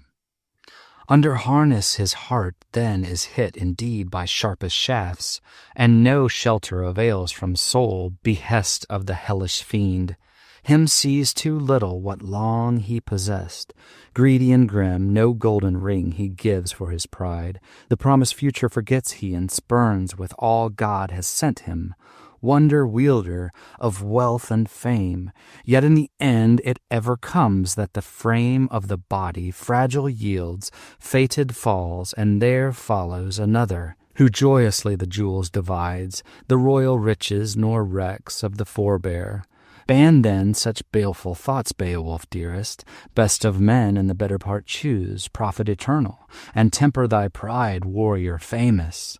The flower of thy might lasts now a while, but ere long it shall be that sickness or sword thy strength shall minish, or fang of fire, or flooding billow, or bite of blade, or brandished spear, or odious age, or the eye clear deem wax dull and darken. Death even thee in haste shall o'erwhelm, thou hero of war. So the Ring-Danes these half-years 100 I ruled, wielded 'neath welkin, and warded them bravely from mighty ones many o'er Middle-earth, from spear and sword, till it seemed for me no foe could be found under fold of the sky. Lo, sudden the shift! To me, seated secure, came grief for joy when Grendel began to harry my home, the hellish foe. For those ruthless raids, unresting I suffered, heart sorrow heavy. Heaven be thanked, Lord eternal, for life extended, that I on this head, all hewn and bloody, after long evil with eyes my gaze. Go to the bench now, be glad at banquet, warrior worthy. A wealthy of treasure at dawn of day be dealt between us. Glad was the Geat's lord, going betimes to seek his seat as the sage commanded. Afresh as before, for the famed in battle, for the band of the hall was a banquet dight nobly anew. The night helm darkened, dusk over the drinkers, the doughty ones rose, for the hoary head would hasten to rest, aged Scylding, and eager the Geat, shield fighter sturdy, for sleeping yearned. Him wander-weary warrior guest from far a hall thane heralded forth, who by custom courtly cared for all needs as a thane as in those old days warrior wanderers wont to have. So slumbered the stout heart. Stately the hall rose, gabled and gilt, where the guests slept on till a raven black the rapture of heaven blithe heart boded. Bright came flying shine after shadow. The swordsmen hastened, athelings all were eager homeward forth to fare, and far from thence the great-hearted guest would guide his keel, bade then the hardy one Hrunting be brought to the son of Ecglaf. The sword bade him take, excellent iron, and uttered his thanks for it. Quoth that he counted it keen in battle, war-friend winsome. With words he slandered not edge of the blade. 'Twas a big-hearted man. Now eager for parting, and armed at point, warriors waited, while went to his host that darling of Danes. The doughty atheling to high seat hasten, and Hrothgar greeted. 26. Beowulf spake, bairn of Ecgtheow. Lo, we seafarers say our will, far come men, that we fain would seek Heorot now. We here have found hosts to our heart. Thou hast harboured us well. If ever on earth I am able to win me more of thy love, O Lord of men, aught anew that I now have done, for work of war I am willing still. If it come to me ever across the seas, that neighbour foemen annoy and fright thee as they that hate thee ere will have used, thousands then of thanes I shall bring, heroes to help thee. Of Heorot I know, ward of his folk, that though few his years, the Lord of the Geats will give me aid, by word and by work, that well I may serve thee, wielding the war-wood to win thy triumph, and lending thee might when thou lackest men. If thy Hrethik should come to courts of Geats, a sovereign son, he will surely there find his friends. A far-off land each man should visit who vaunts him brave. Him then answering Hrothgar spake, These words of thine the wisest God sent to thy soul. No sager counsel from so young in years ere yet have I heard. Thou art strong of main, and in mind art wary, art wise in words. I ween indeed, if ever it hap that Hrethel's heir by spear be seized, by sword grim battle, by illness or iron, thine elder and lord people's leader, and life be thine, no seemlier man will the sea Geats find at all to choose for their chief and king, for hoard guard of heroes, if thou wilt thy kinsman kingdom. Thy keen mind pleases me, the longer the better, Beowulf loved. Thou hast brought it about that both our peoples, sons of the Geat and spear-daned folk, shall have mutual peace, and from murderous strife such as once they wage from war refrain. Long as I rule this realm so wide, let our hordes be common, let heroes with gold each other greet o'er the gannet's bath, and the ringed prow bear o'er rolling waves tokens of love. I trow my landfolk towards friend and foe, and firmly joined in honor they keep in the olden way. To him in the hall then Halfdan son gave treasures 12, and the trust of earls bade him fare with the gifts to his folk beloved, hail to his home, and in haste return. Then kissed the king of Ken renown, Scylding's chieftain, that choicest thane, and fell on his neck. Fast flowed the tears of the hoary-headed, heavy with winters he had chases twain, but he clung to this, that each should look on the other again, and hear him in hall. Was this hero so dear to him, his breast wild billows he banned in vain? Safe in his soul a secret longing, locked in his mind, for that loved man burned in his blood. Then Beowulf strode, glad of his gold gifts, the grass plot o'er warrior blithe, the wave roamer bode, riding at anchor, its owner awaiting. As they hastened onward, Hrothgar's gift they lauded at length. 'Twas a lord unpeered, every way blameless, till age had broken, it spareth no mortal his splendid might. 27. Came now to ocean the ever-courageous hardy henchmen, their harness bearing woven war-sarks. The warden marked, trusty as ever, the earl's return. From the height of the hill no hostile words reached the guest as he rode to greet them, but welcome he called to that wetter clan as the sheen-mailed spoilers to ship marched on. Then on the strand with steeds and treasure and armor their roomy and ring-dight ship was heavily laden. High its mast rose over Hrothgar's hoarded gems. A sword to the boat-guard Beowulf gave, mounted with gold on the mead bench, since he was better esteemed that blade possessing heirloom old. Their ocean keel boarding they drove through the deep, and Daneland left. A sea-cloth was set, a sail with ropes firm to the mast, the flood timbers moaned. Nor did wind over billows that wave simmer blow across from her course. The craft sped on, foam-necked, it floated forth o'er the waves, keel firm bound over briny currents, till they got them sight of the gayish cliffs, home-known headlands. High the boat, stirred by winds, on the strand up drove.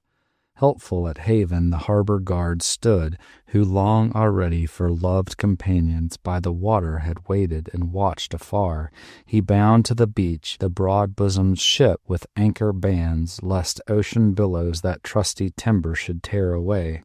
Then Beowulf bade them bear the treasure, gold and jewels. No journey far was it thence to go to the giver of rings, Higelac Hrethling. At home he dwelt by the sea wall close, himself and clan. Haughty that house, a hero the king, high the hall, and Hurgd right young, wise and wary, though winters few in those fortress walls she had found a home, Hareth's daughter. Nor humble her ways, nor grudge she gifts to the Geatish men.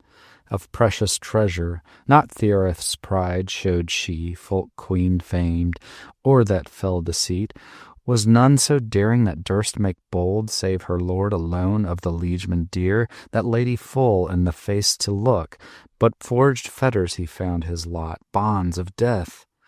And brief the respite, soon as they seized him his sword doom was spoken, and the burnished blade a baleful murder proclaimed and closed. No queenly way for woman to practice, though peerless she that the waver of peace from warrior dear by wrath and lying his life should reave.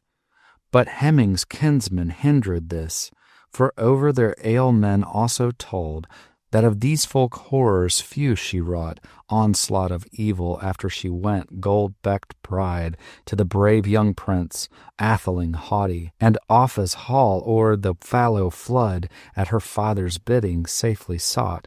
where since she prospered, royal, throned, rich in goods, fain of the fair life fate had sent her, and leal of love to the lord of warriors. He of all heroes I heard of ever, from sea to sea of the sons of earth most excellent seemed.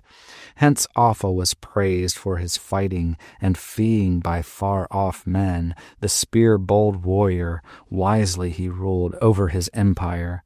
Eomer woke to him help of heroes, Hemming's kinsman, grandson of Garmund, grim in war. 28. Hasten the hardy one, henchman with him, sandy strand of the sea to tread in widespread ways. The world's great candle sun shone from south. They strode along with sturdy steps to the spot they knew, where the battle-king young, his burge within, slayer of Ongen Theo, shared the rings, shelter of heroes. To Heorot Beowulf's coming was quickly told, that there in the court the clansman's refuge, the shield companion, sound and alive, hail from the hero play homeward strode. With haste in the hall, by highest order room for the rovers was readily made. By his sovereign he sat, come safe from battle, kinsman by kinsman. His kindly lord he first had greeted in gracious form with many words. The mead dispensing came through the high hall. Hareth's daughter, winsome to warriors, wine-cup bore to the hands of the heroes. Heorot then his comrade fairly with question plied in the lofty hall, sore longing to know what manner of sojourn the sea-geats made. What came of thy quest, my kinsman Beowulf, when thy yearning suddenly swept thee yonder battle to seek o'er the briny sea, combat in Heorot? Hrothgar couldst thou aid at all, the honored chief in his wide-known woes? With waves of care my sad heart seethed. I sore mistrusted my loved one's venture. Long I begged thee by no means to seek thy slaughtering monster, but suffer the South Danes to settle their feuds themselves with Grendel. Now God be thanked that safe and sound I can see thee now. Beowulf spake, the bairn of Ecgtheow. 'Tis unknown and unhidden, Heorot lord, to many men that meeting of ours, struggle grim between Grendel and me, which we fought on the field where full too many sorrows he wrought for this shielding victor's evils unending. These and I avenged, no boast can be breed of Grendel, any on earth, for that uproar at dawn from the longest lived of the loathsome race in fleshly fold. But first I went Hrothgar to greet in the hall of gifts, where Halfdane's kinsman high renown, soon as my purpose was plain to him, assigned me a seat by his son and heir. The liegemen were lusty. My life days never such merry men over mead and hall have I heard under heaven. The high-born queen, people's peace-bringer, passed through the hall, cheered the young clansmen, clasps of gold, ere she sought her seat to sundry gave. Oft to the heroes Hrothgar's daughter, to earls in turn, the ale-cup tendered, she whom I heard these hall companions Freya-wa-ro name, when fretted gold she preferred the warriors. Promised is she, gold-decked maid, to the glad son of Froda. Sage this seems to the Scyldings' friend, kingdom's keeper. He counts it wise the woman to wed, so and ward off feud, store of slaughter. But seldom ever where men are slain does the murder spear sink, but briefest while, though the bride be fair. Nor haply will like it the Heath-abhorred lord, as a little each of his liegemen all, when a thane of the Danes in that doughty throng goes with the lady along their hall, and on him the old-time heirlooms glisten hard and ring-decked, Heathobard's treasure, weapons that once they wielded fair until they lost at the linden play, liegemen leal and their lives as well. Then over the ale, on their heirloom gazing, some ash-wielder old, who has all in mind that spear-death of men, he is stern of mood, heavy at heart, and the young hero tests the temper and tries the soul, and war-hate wakens with words like these: "Ken that sword which to the fray thy father carried in his final feud, 'neath the fighting mask, dearest of blades, when the Danish slew him, and wielded the war-place on Withergild's fall, after havoc of heroes those hardy Scyldings? Now the son of a certain slaughtering Dane, proud of his treasure, paces this hall, joys in the killing, and carries the jewel that rightfully ought to be owned by thee." Thus he urges and eggs him all the time with keenest words, till occasion offers that Freya will rose, Thane, for his father's deed, after bite of brand in his blood must slumber, losing his life, but that liegeman flies, living away for the land he kens, and thus be broken on both their sides oaths and earls, when Ingild's breast wells with war-hate, and wife-love now after the care billows, cooler grows. So I hold not the Heathobard's faith due to the Danes, or their during love and pact of peace, but I pass from that, turning to Grendel, O giver of treasure, and saying in full how the fight resulted, hand fray of heroes, when heaven's jewel had fled o'er far fields, that fierce sprite came, night foe savage, to seek us out, where safe and sound we sentried the hall. To Hanskjöld then was that harassing deadly, his fall there was fated, his first was slain, girded warrior. Grendel on him turned murderous mouth, on our mighty kinsman, and all the brave man's body devoured. Yet none the earlier, empty-handed, would the bloody-toothed murderer, mindful of bale, outward go from the gold-decked hall, but me he attacked in his terror of might, with greedy hand grasped me. A glove hung by him, wide and wondrous, wound with bands, and in artful wise it all was wrought by devilish craft of dragon skins. Me therein, an innocent man, the fiendish foe was fain to thrust with many another. He might not so when I all angrily upright stood. There long to relate how that land destroyer I paid in kind for his cruel deeds, yet there, my prince, this people of thine got fame by my fighting. He fled away, and a little space his life preserved, but there stayed right him his stronger hand, left in Heorot, heartsick thence, on the floor of the ocean that outcast fell. Me for this struggle the Scyldings' friend paid in plenty with plates of gold, with many a treasure when morn had come, and we all at the banquet board sat down. Then was song and glee. The grey-haired Scylding, much tested, told of these times of yore, whiles the hero his heart bestirred wood of delight. Now lays he chanted of sooth and sadness, or set aright legends of wonder, the wide-hearted king, or the years of his youth he would yearn at times for strength of struggles, now stricken with age, hoary hero. His heart surged full, when wise with winters he wailed their flight. Thus in the hall the whole of that day at ease we feasted, till fell o'er earth another night. Anon, full ready in greed of vengeance, Grendel's mother set forth all doleful. Dead was her son, through war-hate of wedders, now woman monstrous, with fury fell a foeman she slew, avenged her offspring. From Asherah old, loyal counselor, life was gone, nor might they e'en, when morning broke, those Danish people, their death-doomed comrade burn with brands. On balefire lay the man they'd mourned under mountain stream. She had carried the corpse with cruel hands. For Hrothgar, that was the heaviest sorrow of all that had laden the lord of his folk. The leader then by thy life besought me, sad was his soul, in the sea waves' coil to play the hero and hazard my being. For glory of prowess my guerdon he pledged. I then in the waters, 'tis widely known, that sea-floor guardian savage found.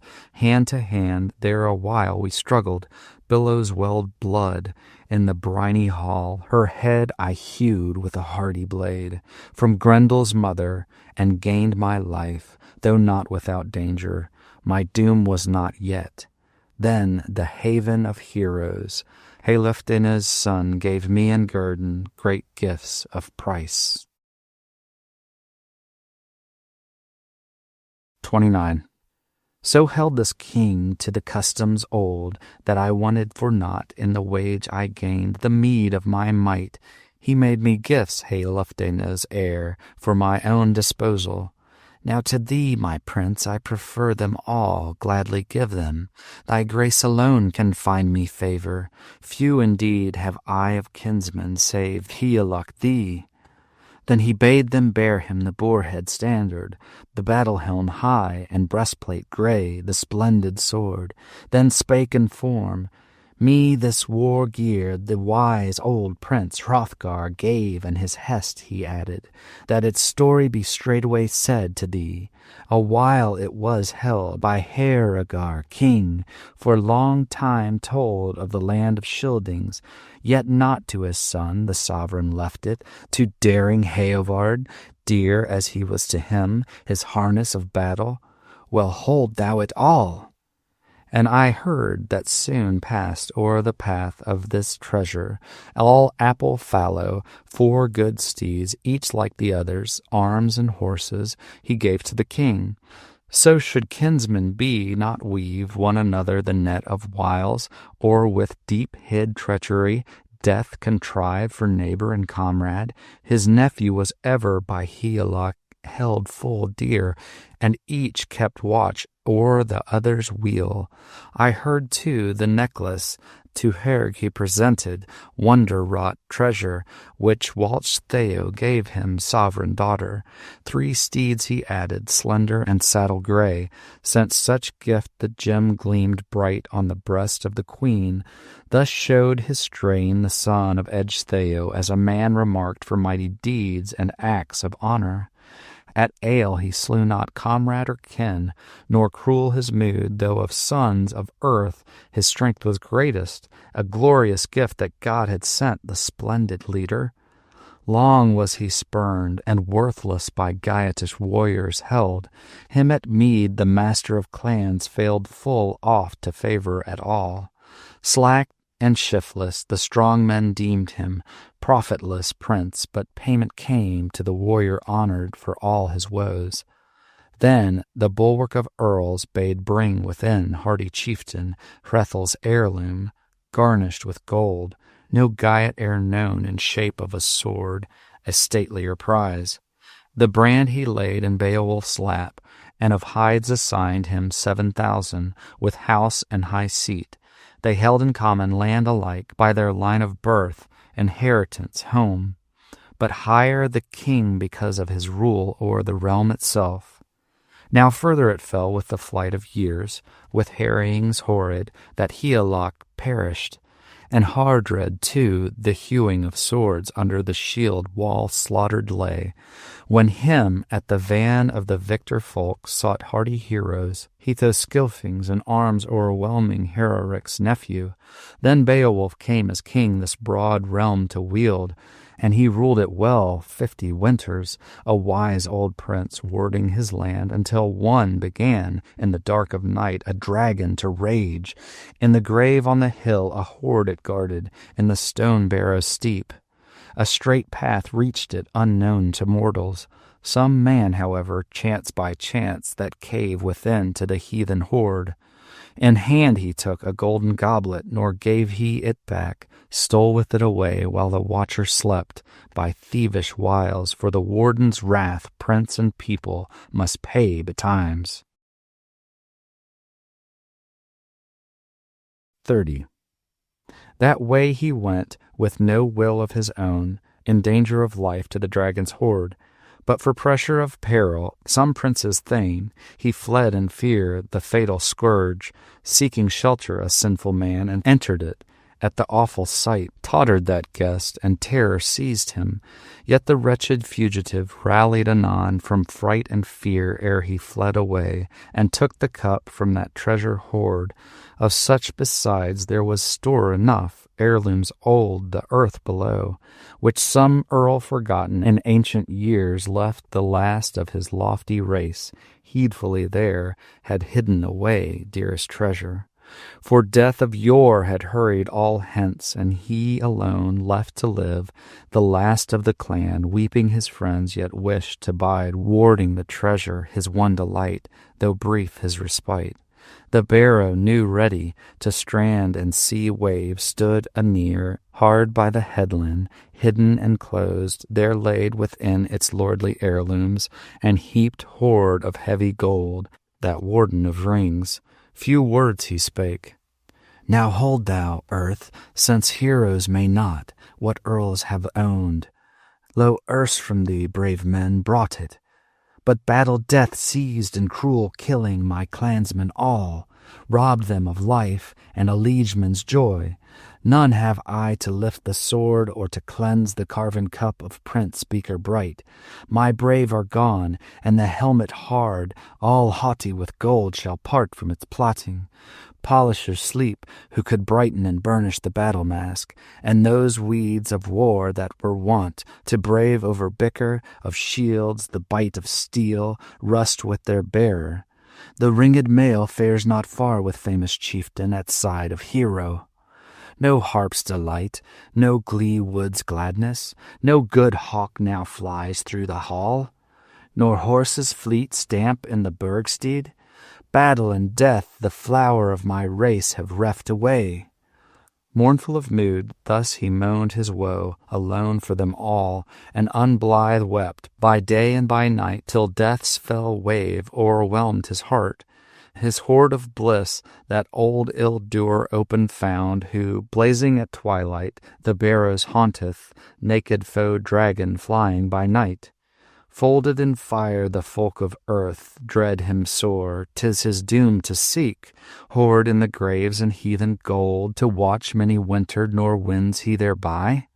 Powerful this plague of people thus held the house of the hoard in earth, 300 winters, till one aroused wrath in his breast, to the ruler bearing that costly cup, and the king implored for bond of peace, so the barrow was plundered. Borne off was booty, his boon was granted. That wretched man and his ruler saw first time what was fashioned in far-off days. When the dragon awoke, new woe was kindled. O'er the stone he snuffed. The stark heart found footprint of foe who so far had gone in his hidden craft by the creature's head. So may the undoomed easily flee evils and exile, if only he gain the grace of the wielder. That warden of gold o'er the ground went seeking greedy to find the man who wrought him such wrong in sleep. Savage and burning the barrow he circled, all without, nor was any there, none in the waste. Yet war he desired, was eager for battle. The barrow he entered, sought the cup, and discovered soon that someone of mortals had searched his treasure, his lordly gold. The guardian waited, ill enduring, till evening came. Boiling with wrath was the barrow's keeper, and fain with flame the foe to pay for the dear cup's loss. Now day was fled as the worm had wished. By its wall no more was it glad to bide, but burning flew, folded in flame, a fearful beginning for sons of the soil, and soon it came, in the doom of their lord, to a dreadful end. 31. Then the baleful fiend its fire belched out, and bright homes burned. The blaze stood high, all landfolk frighting. No living thing would that loathly one leave as aloft it flew. Wide was the dragon's warring scene, its fiendish fury far and near, as the grim destroyer those gayetish people hated and hounded. To hidden lair to its hoard it hastened, a hint of dawn. Folk of the land it had lapped in flame, with bale and brand. In its barrow it trusted, its battling and bulwarks. That boast was vain. To Beowulf, then, the bale was told, quickly and truly, the king's own home. Of buildings the best, in brand waves melted, that gift throne of Geats, to the good old man sad in heart. 'Twas heaviest sorrow. The sage assumed that his sovereign God he had angered, breaking ancient law, and embittered the Lord. His breast within with black thoughts welled, as his wont was never. The folk's own fastness that fiery dragon with flame had destroyed, and the stronghold all washed by waves. But the warlike king, prince of the Weders, plotted vengeance. Warrior's bulwark he bade them work, all of iron, the earl's commander, a war shield wondrous. Well he knew that forest wood against fire were worthless. Linden could aid not. Atheling brave, he was fated to finish this fleeting life, his days on earth, and the dragon with him, though long it had watched o'er the wealth of the hoard. Shame he reckoned it, sharer of rings, to follow the flyer afar with a host, a broad-flung band. Nor the battle feared he, nor deemed he dreadful the dragon's warring, its vengeance and valor. Ventures desperate he had passed aplenty and perils of war. Contest crashed, since conqueror proud Hrothgar's hall he had wholly purged, and in grapple had killed the kin of Grendel, loathsome breed. Not least was that of hand-to-hand fights, where Heorot fell, when the ruler of Geats in rush of battle, lord of his folk, in the Frisian land, son of Hrethel, by sword draughts died, by brands down beaten. Thence Beowulf fled through strength of himself and his swimming power, though alone, and his arms were laden with 30 coats of mail when he came to the sea. Nor yet might Hethwaris haughtily boast their craft of contest, who carried against him shields to the fight. But few escaped from strife with the hero to seek their homes.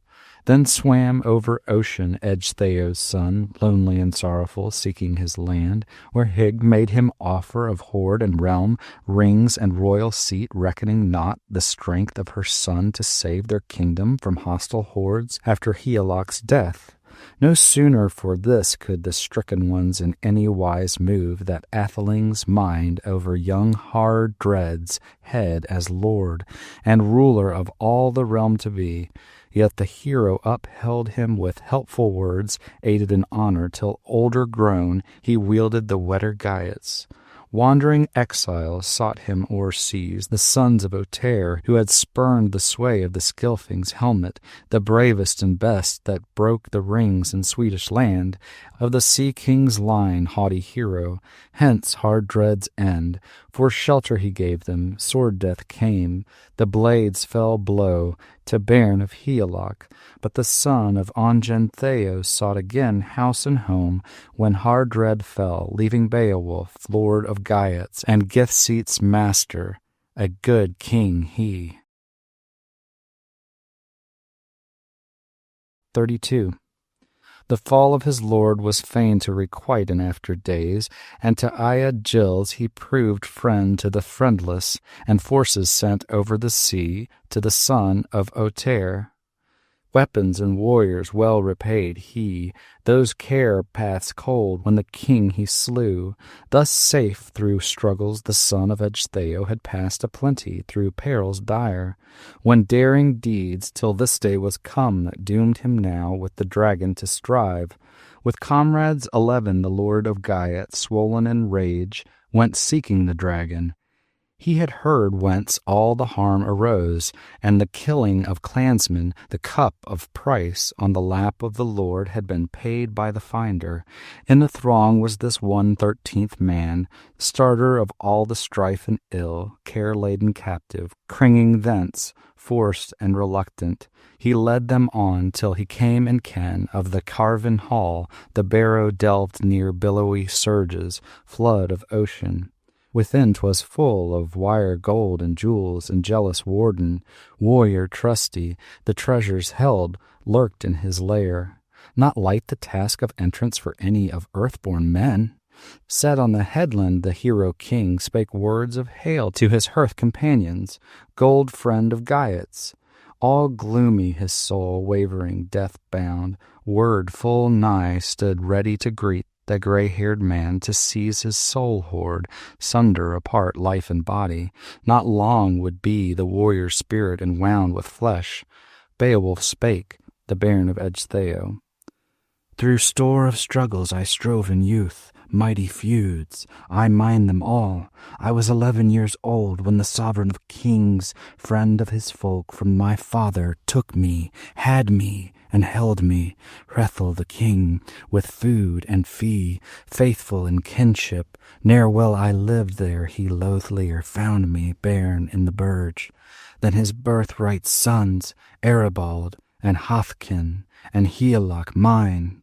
For the eldest of these, by unmeet chance, by kinsman's deed, was the deathbed strewn, when Hrothgar killed him with horny bow. His own dear liege laid low with an arrow, missed the mark, and his mate shot down, one brother the other, with bloody shaft. A feeless fight and a fearful sin, horror to Hrethel, yet hard as it was, unavenged, must the atheling die. Too awful it is for an aged man to bide and bear, that his bairn so young rides on the gallows. A rhyme he makes, sorrow song for his son, there hanging as rapture of ravens. No rescue now can come from the old disabled man. Still is he minded, as morning breaks, of the heir gone elsewhere, another he hopes not. He will bide to see his burge within, as ward for his wealth. Now the one has found doom of death that the deed incurred. Forlorn he looks on the lodge of his son, wine-hall waste, and wind-swept chambers reft of revel. The rider steepeth the hero far hidden. No harp resounds in the courts, no wassail as once was heard. 33. Then he goes to his chamber, a grief-song chants alone for his loss. Too large all seems, homestead and house, so the helmet of Weders hid in his heart for Haribald waves of woe. No way could he take to avenge on the slayer's slaughter so foul, nor e'en could he harass that hero at all with loathsome deed, though he loved him not. And so for the sorrow his soul endured, man's gladness he gave up, and God's light chose. Lands and cities he left his sons, as the wealthy do when he went from earth. There was strife and struggle, twixt Swede and Geat, o'er the width of waters war arose, hard battle horror when Hrethel died, and Ongen Theo's offspring grew, strife keen, bold, nor brooked o'er the seas, pact of peace, but pushed their hosts to harass and hatred by Hreosnaberg. Men of my old for that feud had vengeance, for woeful war 'tis widely known, though one of them bought it with blood of his heart, a bargain hard for Hrothgar proved fatal that fray. For the first of Geats, at morn I heard, was the murderer killed by kinsman for kinsman, with clash of sword, when Ongen Theo met Eofor there. Wide split the war helm, wan he fell, hoary Skilfing. The hand that smote him of feud was mindful, nor flinched from the death blow. For all that he gave me, my gleaming sword repaid him at war. Such power I wielded, for lordly treasure with land he entrusted me, homestead and house. He had no need from Swedish realm, or from spear Dane folk, or from men of the gifts, to get him help. Some warriors worse for wage to buy. Ever I fought in front of all, soul to the fore, and so shall I fight while I bide in life, and this blade shall last that early and late hath royal proved sense for my doughtiness. Dehrevan fell, slain by my hand, the Hugas champion, nor fared he thence to the Frisian king with the booty sack and breast adornments, but slain in struggle that standard-bearer fell, atheling brave. Not with blade was he slain, but his bones were broken by brawny gripe. His heart waves still, the sword edge now, hard blade in my hand, for the horde shall strive. Beowulf spake, and a battle vow made, his last of all. I have lived through many wars in my youth. Now once again, old folk defender, feud will I seek, do doughty deeds, if the dark destroyer forth from his cavern comes to fight me. Then hailed he, the helmeted hero, all, for the last time, greeting his liegemen dear, comrades of war. I should carry no weapon, No sword to the serpent, if sure I knew how, with such enemy, else my vows I could gain as I did in Grendel's day. But fire in this fight, I must fear me now, and poisonous breath. So I bring with me breastplate and board. From the barrow's keeper no foot breath flee I. One fight shall end our war by the wall, as word allots all mankind's master. My mood is bold, but forbears to boast o'er this battle flyer.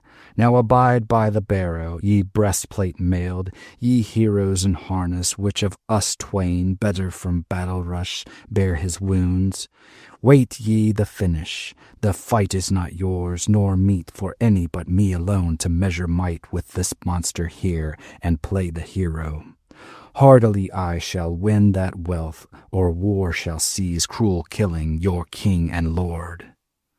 Up stood then, with shield the sturdy champion stayed by the strength of his single manhood, and hardy 'neath helmet his harness bore under cleft of the cliffs no coward's path. Soon spied by the wall that warrior chief, survivor of many a victory field, when foemen fought with furious clashings, an arch of stone, and within a stream that broke from the barrow. The brooklet's ways was hot with fire, the horde that way he never could hope unharmed to near, or endure those deeps for the dragon's flame. Then let from his breast, for he burst with rage, the Weder-Geat prince, a word outgo, stormed the stark heart, stern went ringing, and clear his cry 'neath the cliff rocks gray. The horde guard heard a human voice, his rage was enkindled, no respite now for pact of peace. The poison breath of that foul worm first came forth from the cave, hot reeking of fight. The rocks resounded. Stout by the stoneway, his shield he raised, lord of the Geats, against the loathed one. While with courage keen that coiled foe came seeking strife, the sturdy king had drawn his sword, not dull of edge, heirloom old, and each of the two felt fear of his foe, though fierce their mood. Stoutly stood with his shield raised high the warrior king, and the worm now coiled together amain. The mailed one waited. Now spire by spire, fast sped and glided that blazing serpent, the shield-protected soul and body a shorter while for the hero king than his heart desired. Could his will have wielded the welcome respite but once in his life, but word denied it in victory's honors. His arm he lifted, lord of the Geats, the grim foe smote with atheling heirloom. Its edge was turned brown blade on the bone, and bit more feebly than its noble master had need of then in his baleful stress. Then the barrower's keeper waxed full wild for that weighty blow, cast deadly flames, wide drove and far those vicious fires. No victor's glory the Geats' lord boasted. His brand had failed, naked in battle, as never it should, excellent iron. 'Twas no easy path that Ecgtheow's honored heir must tread over the plain to the place of the foe, for against his will he must win a home elsewhere far, as must all men leaving this lapsing life. Not long it was ere those champions grimly closed again. The horde guard was heartened, high heaved his breast once more, and by peril was pressed again and folded in flames the folk commander. Nor yet about him his band of comrades, sons of athelings, armed stood with warlike front. To the woods they bent them, their lives to save. But the soul of one with care was cumbered. Kinsmen true can never be marred in a noble mind. 34. Welof his name was, Welchstan's son, Lindenthane loved, the lord of Skilfings, Alfhera's kinsman. His king he now saw, with heat under helmet hard oppressed.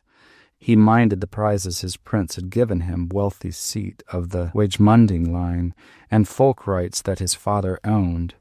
Not long he lingered.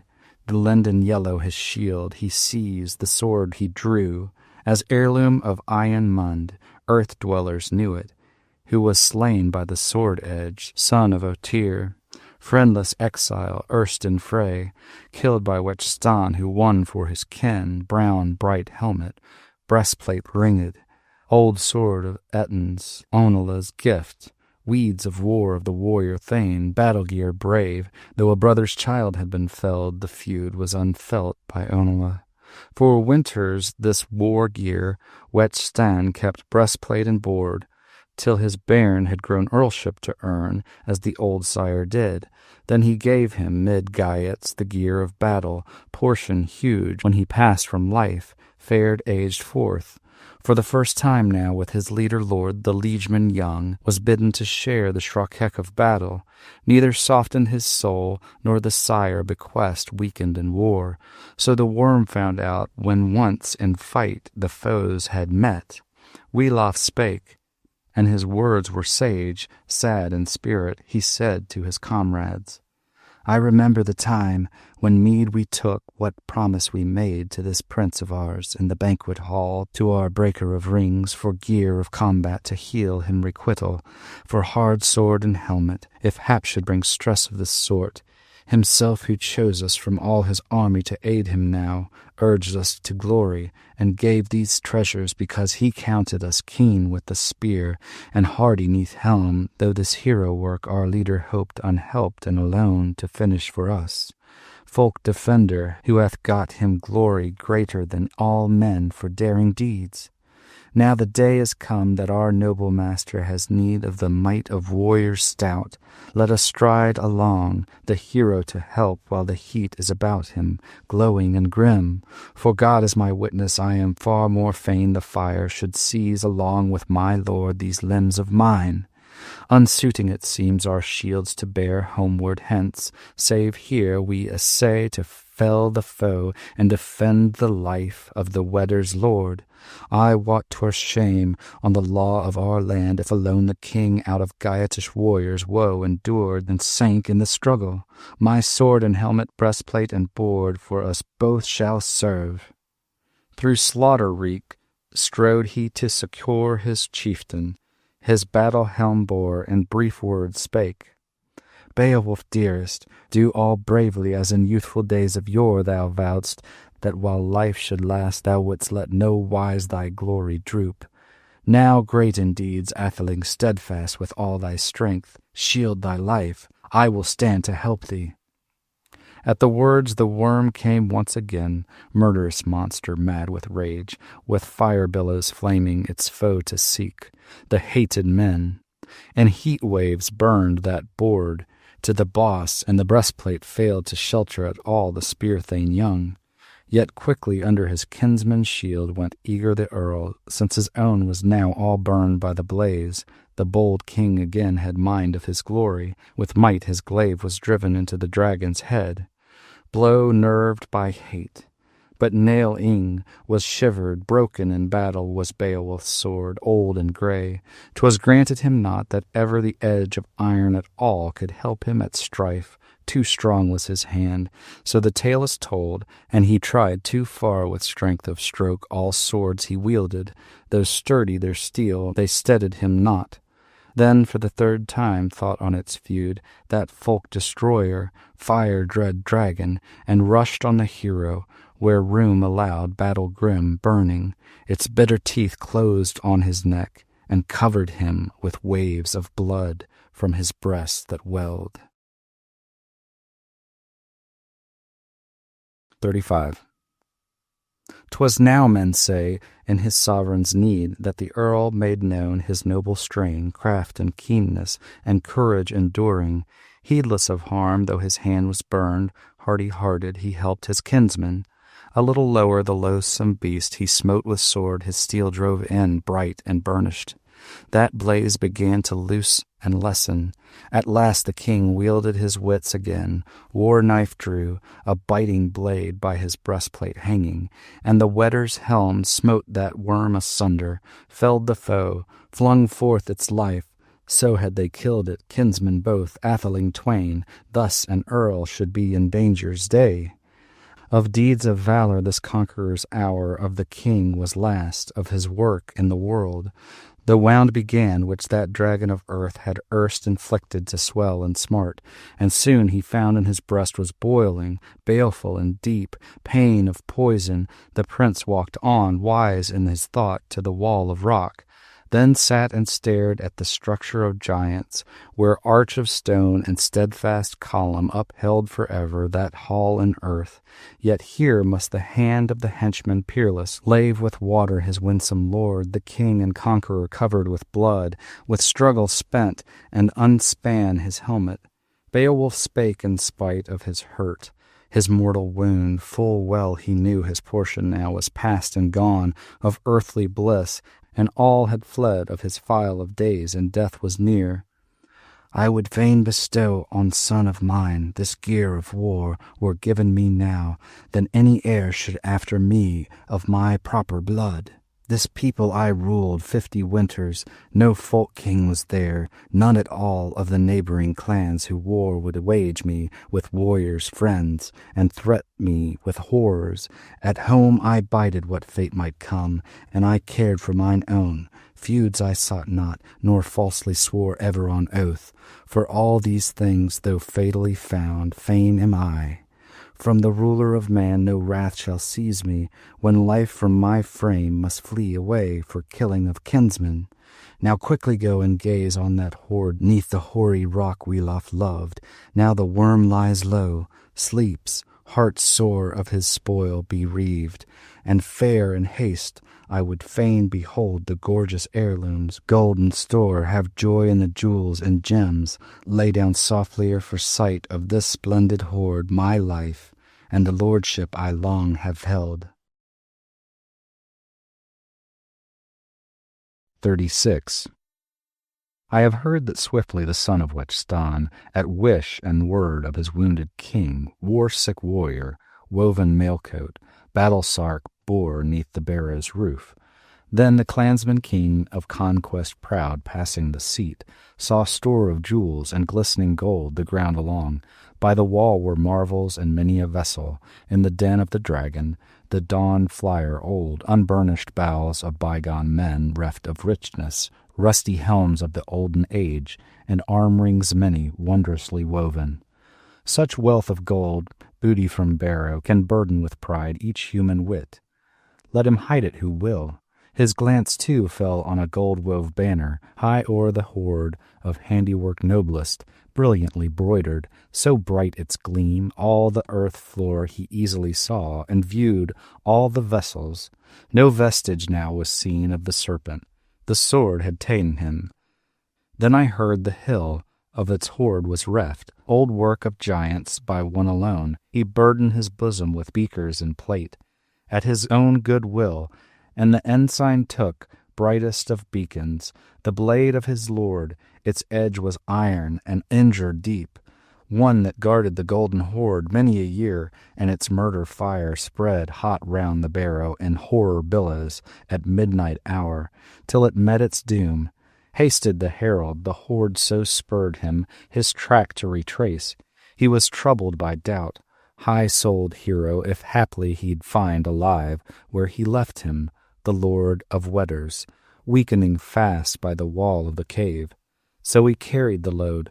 His lord and king he found all bleeding, famous chief at the lapse of life. The liegeman again plashed him with water, till point of word broke through the breast-hoard.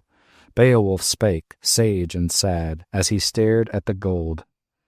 For the gold and treasure to God my thanks, to the wielder of wonders with words I say, for what I behold to heaven's Lord, for the grace that I give such gifts to my folk, or ever the day of my death be run. Now I've bartered here for booty of treasure, the last of my life, so look ye well to the needs of my land. No longer I tarry. A barrow bid ye the battle-famed raise for my ashes. 'Twill shine by the shore of the flood, to folk of mine memorial fair, on Hrone's headland high uplifted, that ocean wanderers oft may hail Beowulf barrow, as back from far they drive their heels o'er the darkling wave. From his neck he unclasped the collar of gold, valorous king to his vassal gave it, with bright gold helmet, breastplate, and ring. To the youthful thane bade him use them in joy. Thou art end and remnant of all our race, the Wagmunding name, for word hath swept them, all my line, to the land of doom. Earls in their glory, I after them go. This word was the last which the wise old man harbored in heart, ere hot death waves of Beowulf he chose. From his bosom fled his soul to seek the saint's reward. 37. It was heavy hap for that hero young, on his lord beloved, to look and find him lying on earth, with life at end, sorrowful sight. But the slayer too, awful earth-dragon, empty of breath, lay felled in fight, nor fain of its treasure could the writhing monster rule it more. For edges of iron had ended its days hard and battle-sharp, hammers leaving, and that flyer afar had fallen to ground, hushed by its hurt, its horde all near, no longer lusty aloft to whirl at midnight, making its merriment seen, proud of its prizes. Prone it sank by the handiwork of the hero king, forsooth among folk but few achieve, though sturdy and strong, as stories tell me, and never so daring in deed of valor, the perilous breath of a poisoned foe to brave and to rush on the ring-board hall, whenever his watch the warden keeps, bold in the barrow.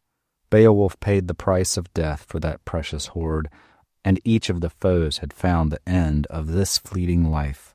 Befell ere long that the laggards in war the wood had left, tooth-breakers, cowards, 10 together, fearing before the flourish a spear and the sore distress of their sovereign lord.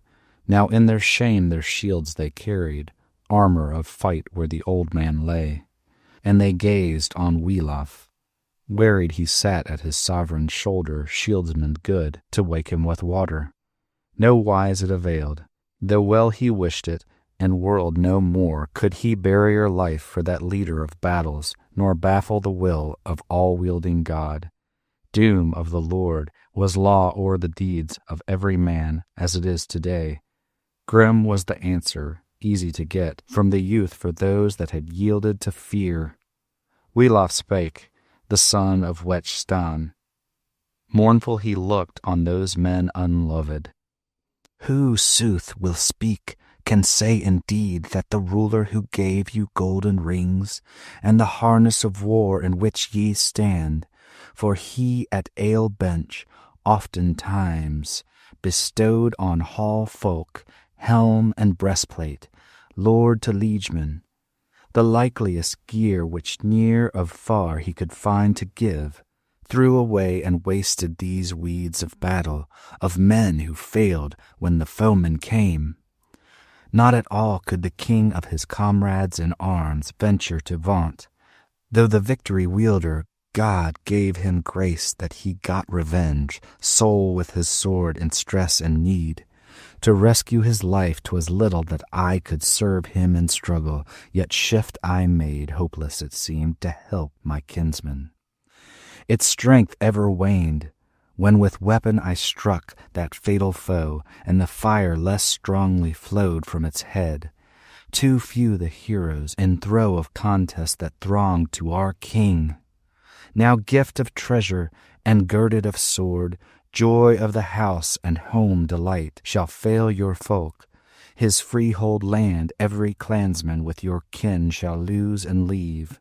When lords high-born hear afar of that flight of yours, a fameless deed, yea, dead is better for liegemen all than a life of shame. 38. That battle toil bade he at Burge to announce, at the fort of the cliff, where, full of sorrow, all the mourning earls had sat. Daring shieldsmen in doubt of twain, would they wail as dead, or welcome home their lord beloved? Little kept back of the tidings knew, but told them all the herald that up the headland rode. Now the willing giver to wedder folk in deathbed lies, the lord of Geats on the slaughter bed sleeps by the serpent's deed. and beside him is stretched that slayer of men with knife wounds sick. No sword availed on the awesome thing in any wise to work a wound. There Beowulf sitteth, whetstones bairn, by Beowulf's side, the living earl by the other dead, and heavy of heart a head watch keeps o'er friend and foe. Now our folk may look for waging of war when once unhidden to Frisian and Frank the fall of the king it spread afar. The strife began when hot on the Hugas Hrothgar fell and fared with his fleet to the Frisian land. Him there the Hetwaras, humbled in war, plied with such prowess their power o'erwhelming, that the bold in battle bowed beneath it and fell in fight. To his friends no wise could that earl give treasure, and ever since the Merowing's favor has failed us wholly. Nor aught expect I of peace and faith from Swedish folk. 'Twas spread afar, how Ongentheow, reft at Ravenswood, hath kin wrestling of hope and life, when the folk of Geats for the first time sought in wanton pride the warlike Skilfings. Soon the sage old sire of Otyr, ancient and awful, gave answering blow. The sea king he slew and his spouse redeemed, his good wife rescued, though robbed of her gold, mother of Otyr and Onela. Then he followed his foes who fled before him, sore beset and stole their way, bereft of a ruler, to Ravenswood. With his host he besieged there what swords had left, the weary and wounded. Woes he threatened the whole night through to that hard-pressed throng. Some with the morrow his sword should kill, some should go to the gallows tree for rapture of ravens. But rescue came, and dawn and day, for those desperate men, when they heard the horn of Hrothgar sound, tones of his trumpet. The trusty king had followed their trail with faithful band. 39. The bloody swath of Swedes and Geats and the storm of their strife were seen afar, how folk against folk the fight had wakened. The ancient king with his atheling band sought his citadel, sorrowing much. Ongentheow Earl went up to his burge. He had tested Hrothgar's hardihood, the proud one's prowess, would prove it no longer, defied no more those fighting wanderers, nor hoped from the seamen to save his hoard, his bairn and his bride. So he bent him again, old, to his earth walls. Yet after him came with slaughter for Swedes the standards of Hrothgar, o'er peaceful plains in pride advancing, till Hrethelings fought in the fenced town. Then Ongentheow with edge of sword, the hoary bearded, was held at bay, and the folk king there was forced to suffer Eover's anger. In ire at the king, Wolf Wonreding with weapon struck, and the chieftain's blood for that blow in streams flowed neath his hair. No fear felt he, stout old Skilfing, but straightway repaid in better bargain that bitter stroke and faced his foe with fell intent. Nor swift enough was the son of Wonred answer to render the aged chief. Too soon on his head the helm was cloven. Blood bedecked he bowed to earth and fell adown. Not doomed was he yet, and well he waxed, though the wound was sore. Then the hardy Hrothgar Thane, when his brother fell, with broad brand smote giant's sword crashing through giant's helm. Across the shield wall sank the king, his folk's old herdsman, fatally hurt. There were many to bind the brother's wounds and lift him, fast as fate allowed, his people to wield the piece of war. But Eover took from Ongentheow Earl from other the iron breastplate, hard sword hilted, and helmet too, and the hoar chief's harness to Hrothgar carried, who took the trappings and truly promised rich fee mid folk, and fulfill it so.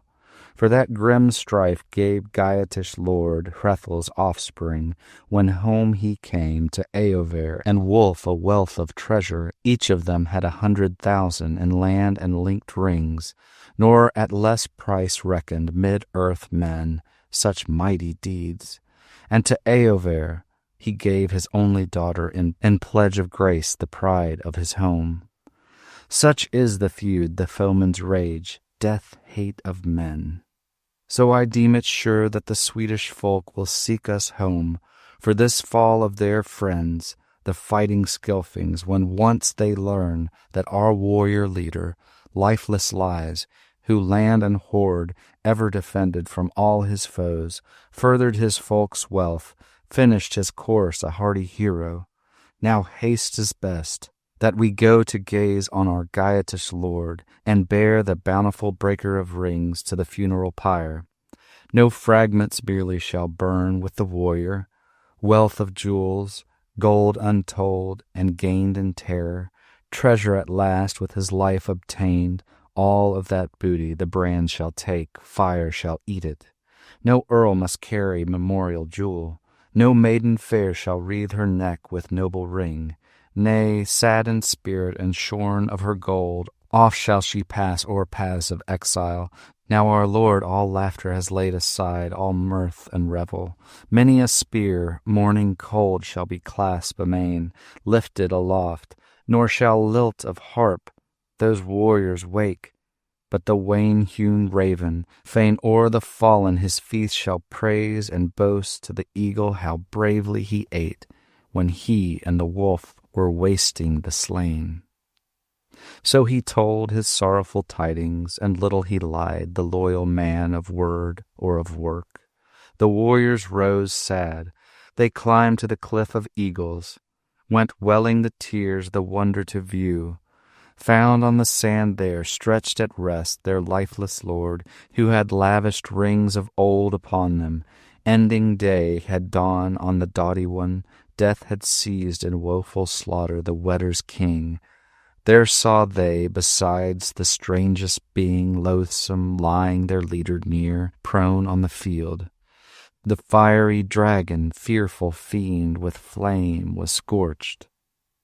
Reckoned by feet it was 50 measures in length as it lay. Aloft erewhile it had revelled by night, and anon come back, seeking its den. Now in death's sure clutch it had come to the end of its earth-hall joys. By it there stood the stoups and jars, dishes lay there, and deer-decked swords eaten with rust, as on earth's lap resting. 1,000 winters they waited there. For all that heritage huge, that gold of bygone men, was bound by a spell, so the treasure hall could be touched by none of humankind, save that heaven's king God himself might give whom he would, helper of heroes, the hoard to open, even such a man as seemed to meet him. 40. A perilous path it proved he trod who heinously hid that hall within, wealth under wall. Its watcher had killed one of a few, and the feud was avenged in woeful fashion. Wondrous seemed it what manner a man of might and valor oft ends his life, when the earl no longer in mead-hall may live with loving friends. So Beowulf, when that barrow's warden he sought, and the struggle, himself knew not in what wise he should wend from the world at last. For princes potent, who placed the gold with a curse to doomsday, covered it deep, so that marked with sin the man should be, hedged with horrors and hell bonds fast, racked with plagues, who should rob their hoard. Yet no greed for gold, but the grace of heaven ever the king had kept in view. Welof spake, the son of Wechstan. At the mandate of one, oft warriors many sorrow must suffer, and so must we. The people's shepherd showed not aught of care for our counsel, king beloved. That guardian of gold he should grapple not, urged we, but let him lie where he long had been, in his earth-hall waiting the end of the world, the rest of heaven. The hoard is ours, but grievously gotten, too grim the fate which thither carried our king and lord. I was within there, and all I viewed, the chambered treasure whence chance allowed me, and my path was made in no pleasant wise under the earth-wall. Eager I seized such heap from the hoard as hands could bear, and hurriedly carried it hither back to my liege and lord. alive was he still wielding his wits. The wise old man spake much in his sorrow, and sent you greetings, and bade that ye build, when he breathed no more, on the place of his balefire a barrow high, memorial mighty. Of men he was worthiest warrior wide earth o'er, the while he had joy of his jewels and burge. Let us set out in haste now, the second time to see and search the store of treasure, these wall-hid wonders, the way I show you, where gathered near ye may gaze your fill at broad gold and rings. Let the bier, soon made, be all in order, when out we come, our king and captain to carry thither. Man beloved, where long he shall bide, safe in the shelter of sovereign God. Then the Baron of Wechstan bade command, hardy chief to heroes many, that owned their homesteads, hither to bring firewood from far o'er the folk they ruled, for the famed one's funeral. Fire shall devour, and wan flames feed on the fearless warrior who oft stood stout in the iron shower, when sped from the string a storm of arrows shot o'er the shield wall. The shaft held firm, featly feathered, followed the barb. And now the sage young son of Wechstan 7 chose of the chieftain's thanes, the best he found that band within, and went with these warriors 1 of 8 under hostile roof. In hand one bore a lighted torch and led the way. No lots they cast for keeping the hoard, when once the warriors saw it in hall, altogether without a guardian lying there lost. And little they mourned when they had hastily haled it out, dear-bought treasure. The dragon they cast, the worm o'er the wall for the wave to take, and surges swallowed that shepherd of gems. Then the woven gold on a wain was laden, countless quite, and the king was born, hoary hero, to Hrone's ness. 41. Then fashioned for him the folk of Geats, firm on the earth a funeral pile, and harness of war and breastplates bright, and the boon he asked, and they laid amid it the mighty chieftain, heroes mourning their master dear. Then on the hill that hugest of balefires the warriors wakened. Wood smoke rose, black over blaze, and blent was the roar of flame with weeping. The wind was still, till the fire had broken the frame of bones, hot at the heart. In heavy mood their misery moaned they, their master's death, wailing her woe, the widow old, her hair upbound for Beowulf's death, sung in her sorrow, and said full oft she dreaded the doleful days to come, death's enow, and doom of battle and shame. The smoke by the sky was devoured. The folk of the Weders fashioned there on the headland a barrow broad and high, by ocean farers far descried.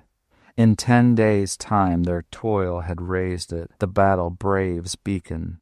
Round brands of the pyre a wall they built, the worthiest ever that wit could prompt in their wisest men. They placed in the barrow that precious booty, the rounds and the rings they had reft erewhile, hardy heroes from hoard and cave, trusting the ground with treasure of earls, gold in the earth, wherever it lies, useless to men as of yore it was. Then about that barrow the battle-keen rode, Atheling born, a band of 12 lament to make to mourn their king, chant their dirge and their chieftain honor. They praised his earlship, his acts of prowess worthily witnessed, and well it is that men their master friend mightily laud, heartily love, when hence he goes from life in the body forlorn away. Thus made their mourning the men of Geatland, for their heroes passing his hearth companions. Quoth that of all the kings of earth, of men he was the mildest and most beloved, to his ken the kindest, keenest for praise. End of Beowulf, by Unknown, translated by Francis Barton Gamer.